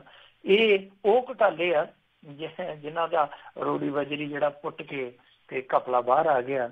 ਇੰਨੇ ਪਤਾ ਨਹੀਂ ਕਿੰਨੇ ਘੁਟਾਲੇ ਹੋਣਗੇ ਭਾਰਤ ਦੇ ਵਿੱਚ ਜਿਹੜੇ ਹਾਲੇ ਦੱਬੇ ਦੇ ਦੱਬੇ ਹੀ ਪਏ। ਬਿਲਕੁਲ ਬਿਲਕੁਲ। ਤੇ ਜਾਂਦੇ ਜਾਂਦੇ ਮਿੰਟੂ ਜੀ ਗੱਲ ਕਰੀਏ, ਸਰਦਾਰ ਸਿੰਘ ਦੀ ਕਪਤਾਨੀ ਨਾਲ ਟੀਮ 'ਚ ਵਾਪਸੀ ਹੋਈ ਆ। ਦੇਖੋ ਸਰਦਾਰ ਸਿੰਘ ਕਾਫੀ ਲੰਮੇ ਸਮੇਂ ਤੋਂ ਖੇਡਦਾ ਨਹੀਂ ਸੀ ਪਿਆ, ਟੀਮ ਤੋਂ ਬਾਹਰ ਚੱਲਦਾ ਪਿਆ ਸੀਗਾ। ਤੁਹਾਨੂੰ ਯਾਦ ਹੋਣਾ ਕਿ ਜਦੋਂ ਇਹਨਾਂ ਨੇ ਸੰਸਾਰ ਹਾਕੀ ਲੀਗ ਖੇਡੀ ਆ ਜੀ, ਬਹੁਤ ਤਗੜੀ ਪਰਫਾਰਮੈਂਸ ਕੀਤੀ ਉਹਦੇ 'ਚ, ਤਾਂ ਉਸ ਟੂਰਨਾਮੈਂਟ 'ਚ ਵੀ ਸਰਦਾਰ ਸਿੰਘ ਨਦਾਰਦ ਸੀਗਾ। ਫਿਰ ਉਸ ਤੋਂ ਬਾਅਦ ਨਿਊਜ਼ੀਲੈਂਡ 'ਚ ਗਏ, ਉੱਥੇ ਵੀ ਬੜੀ ਗਜ਼ਬ ਦੀ ਇਹਨਾਂ ਨੇ ਖੇਡ ਦਿਖਾਈ ਸੀਗੀ। ਤਾਂ ਉਸ ਦੌਰੇ ਦੇ ਵਿੱਚ ਵੀ ਸਰਦਾਰ ਸਿੰਘ ਨਹੀਂ ਸੀਗਾ। ਤਾਂ ਮੈਂ ਸਮਝਦਾ ਕਿ ਜੇ ਨਿਊਜ਼ੀਲੈਂਡ ਵਾਲੇ ਦੌਰੇ ਦੇ ਵਿੱਚ ਸਰਦਾਰ ਸਿੰਘ ਦੀ ਚੋਣ ਹੋਈ ਹੁੰਦੀ ਤੇ ਉੱਥੇ ਨਤੀਜਾ ਹੋਰ ਹੋ ਸਕਦਾ ਸੀ। ਬੈਲਜੀਅਮ ਤੋਂ ਜਿੱਦਾਂ ਬੜਾ ਜੂਝ ਕੇ ਹਾਰੇ ਸੀਗੇ ਫਾਈਨਲ ਦੇ ਵਿੱਚ, ਤਾਂ ਉੱਥੇ ਨਤੀਜਾ ਪਲਟਿਆ ਜਾ ਸਕਦਾ ਸੀ ਜੇ ਸਰਦਾਰ ਸਿੰਘ ਦੀ ਹਾਜ਼ਰੀ ਹੁੰਦੀ। ਪਰ ਸਰਦਾਰ ਸਿੰਘ ਦੀ ਚੋਣ ਨਹੀਂ ਸੀ ਹੋਈ 2 ਇਹਨਾਂ ਮਹੱਤਵਪੂਰਨ ਟੂਰਨਾਮੈਂਟਾਂ 'ਚ। ਪਰ ਹੁਣ ਜਦੋਂ ਐਲਾਨ ਸ਼ਾਹ ਕੱਪ ਜਿਹੜਾ ਖੇਡਿਆ ਜਾਣਾ ਮਲੇਸ਼ੀਆ ਦੇ ਵਿੱਚ, ਉਹਦੇ ਲਈ ਟੀਮ ਚੁਣੀ ਗਈ ਆ, ਤਾਂ ਸਰਦਾਰ ਸਿੰਘ ਨੇ ਨਾ ਸਿਰਫ ਸਰਦਾਰੀ ਦੇ ਨਾਲ ਵਾਪਸੀ ਕੀਤੀ ਆ, ਬਲਕਿ ਟੀਮ ਦੀ ਵੀ ਸਰਦਾਰੀ ਹਾਸਲ ਕਰ ਲਈ, ਯਾਨੀ ਕਪਤਾਨੀ ਹਾਸਲ ਕੀਤੀ ਹੈ। ਤੇ ਜਿਹੜਾ ਜਲੰਧਰ ਦਾ ਮੁੰਡਾ ਮਨਪ੍ਰੀਤ ਬੜੀ ਸੋਹਣੀ ਹਾਕੀ ਖੇਡਦਾ ਤੇ ਬੜੀ ਸੋਹਣੀ ਕਪਤਾਨੀ ਕਰਦਾ, ਉਹਨੂੰ ਰੈਸਟ ਦਿੱਤੀ ਗਈ ਹੈ ਇਸ ਦੌਰੇ ਲਈ। ਤੇ ਰਮਨਦੀਪ ਜਿਹੜਾ ਮੁੰਡਾ ਇੱਕ ਹੋਰ ਹੈ ਸਾਡੇ ਪੰਜਾਬ ਦਾ, ਹਰਮਨਦੀਪ ਨੂੰ ਸ਼ਾਇਦ ਇਸ ਟੀਮ ਦਾ ਉਪ ਕਪਤਾਨ ਬਣਾਇਆ ਗਿਆ। ਯਾਨੀ ਕੁੱਲ ਮਿਲਾ ਕੇ ਜਿਹੜੀ ਇਸ ਵੇਲੇ ਦੀ ਵੱਡੀ ਖਬਰ ਹੈ ਹਾਕੀ ਜਗਤ ਦੀ, ਉਹ ਹੈ ਕਿ ਸਰਦਾਰਾ ਸਿੰਘ ਨੇ ਸਰਦਾਰੀ ਦੇ ਨਾਲ ਹਾਕੀ ਦੀ ਸਰਦਾਰੀ ਸਾਂਭ ਲਈ ਹੈ। ਤੇ ਹੁਣ ਦੁਆ ਇਹ ਹੈ ਕਿ ਇਹਨਾਂ ਦੀ ਜਿਹੜੀ ਸਰਦਾਰੀ ਹੈ ਉਹ ਉੱਥੇ ਚਮਕ ਉੱਠੇ। ਜੀ ਜੀ। ਤੇ ਬਹੁਤ ਬਹੁਤ ਮਿੰਟੂ ਜੀ ਤੁਹਾਡਾ ਧੰਨਵਾਦ, ਤੁਸੀਂ ਸਾਡੇ ਨਾਲ ਜੁੜੇ, ਇਹਨਾਂ ਖਬਰਾਂ ਬਾਰੇ ਸਾਨੂੰ ਵਿਸਤਾਰ 'ਚ ਜਾਣਕਾਰੀ ਦਿੱਤੀਆਂ। ਅਗਲੀ ਵਾਰ ਤੱਕ ਲਈ ਮਿਹਰਬਾਨੀ। ਸਤਿ ਸ਼੍ਰੀ ਅਕਾਲ ਜੀ। ਸਤਿ ਸ਼੍ਰੀ ਅਕਾਲ। ਤੇ ਸੋ ਇੱਥੇ ਹੀ ਸਾਡਾ ਅੱਜ ਦਾ ਪ੍ਰੋਗਰਾਮ ਸਮਾਪਤ ਹੈ। ਮਿਲਾਂਗੇ ਅਗਲੇ ਬੁਲੇਟਿਨ। ਜਦੋਂ ਤੱਕ ਲਈ ਮੇਰੇ ਵੱਲੋਂ ਤੁਹਾਨੂੰ ਸਾਰਿਆਂ ਨੂੰ ਬਹੁਤ ਪਿਆਰ ਸਤਿਕਾਰ ਸਾਹਿਬ ਦੋਨੋਂ ਅੱਜ ਜੋੜ ਕੇ ਨਿੱਘੀ ਜਿਹੀ ਸਤਿ ਸ਼੍ਰੀ ਅਕਾਲ। ਜਿੰਨੇ ਵਾਸਤੇ ਰਹੋ, ਹੱਸਦੇ ਖੇਡਦੇ ਰਹੋ, ਸੁਣਦੇ ਰਹੋ ਪੰਜਾਬੀ ਰੇਡੀਓ USA।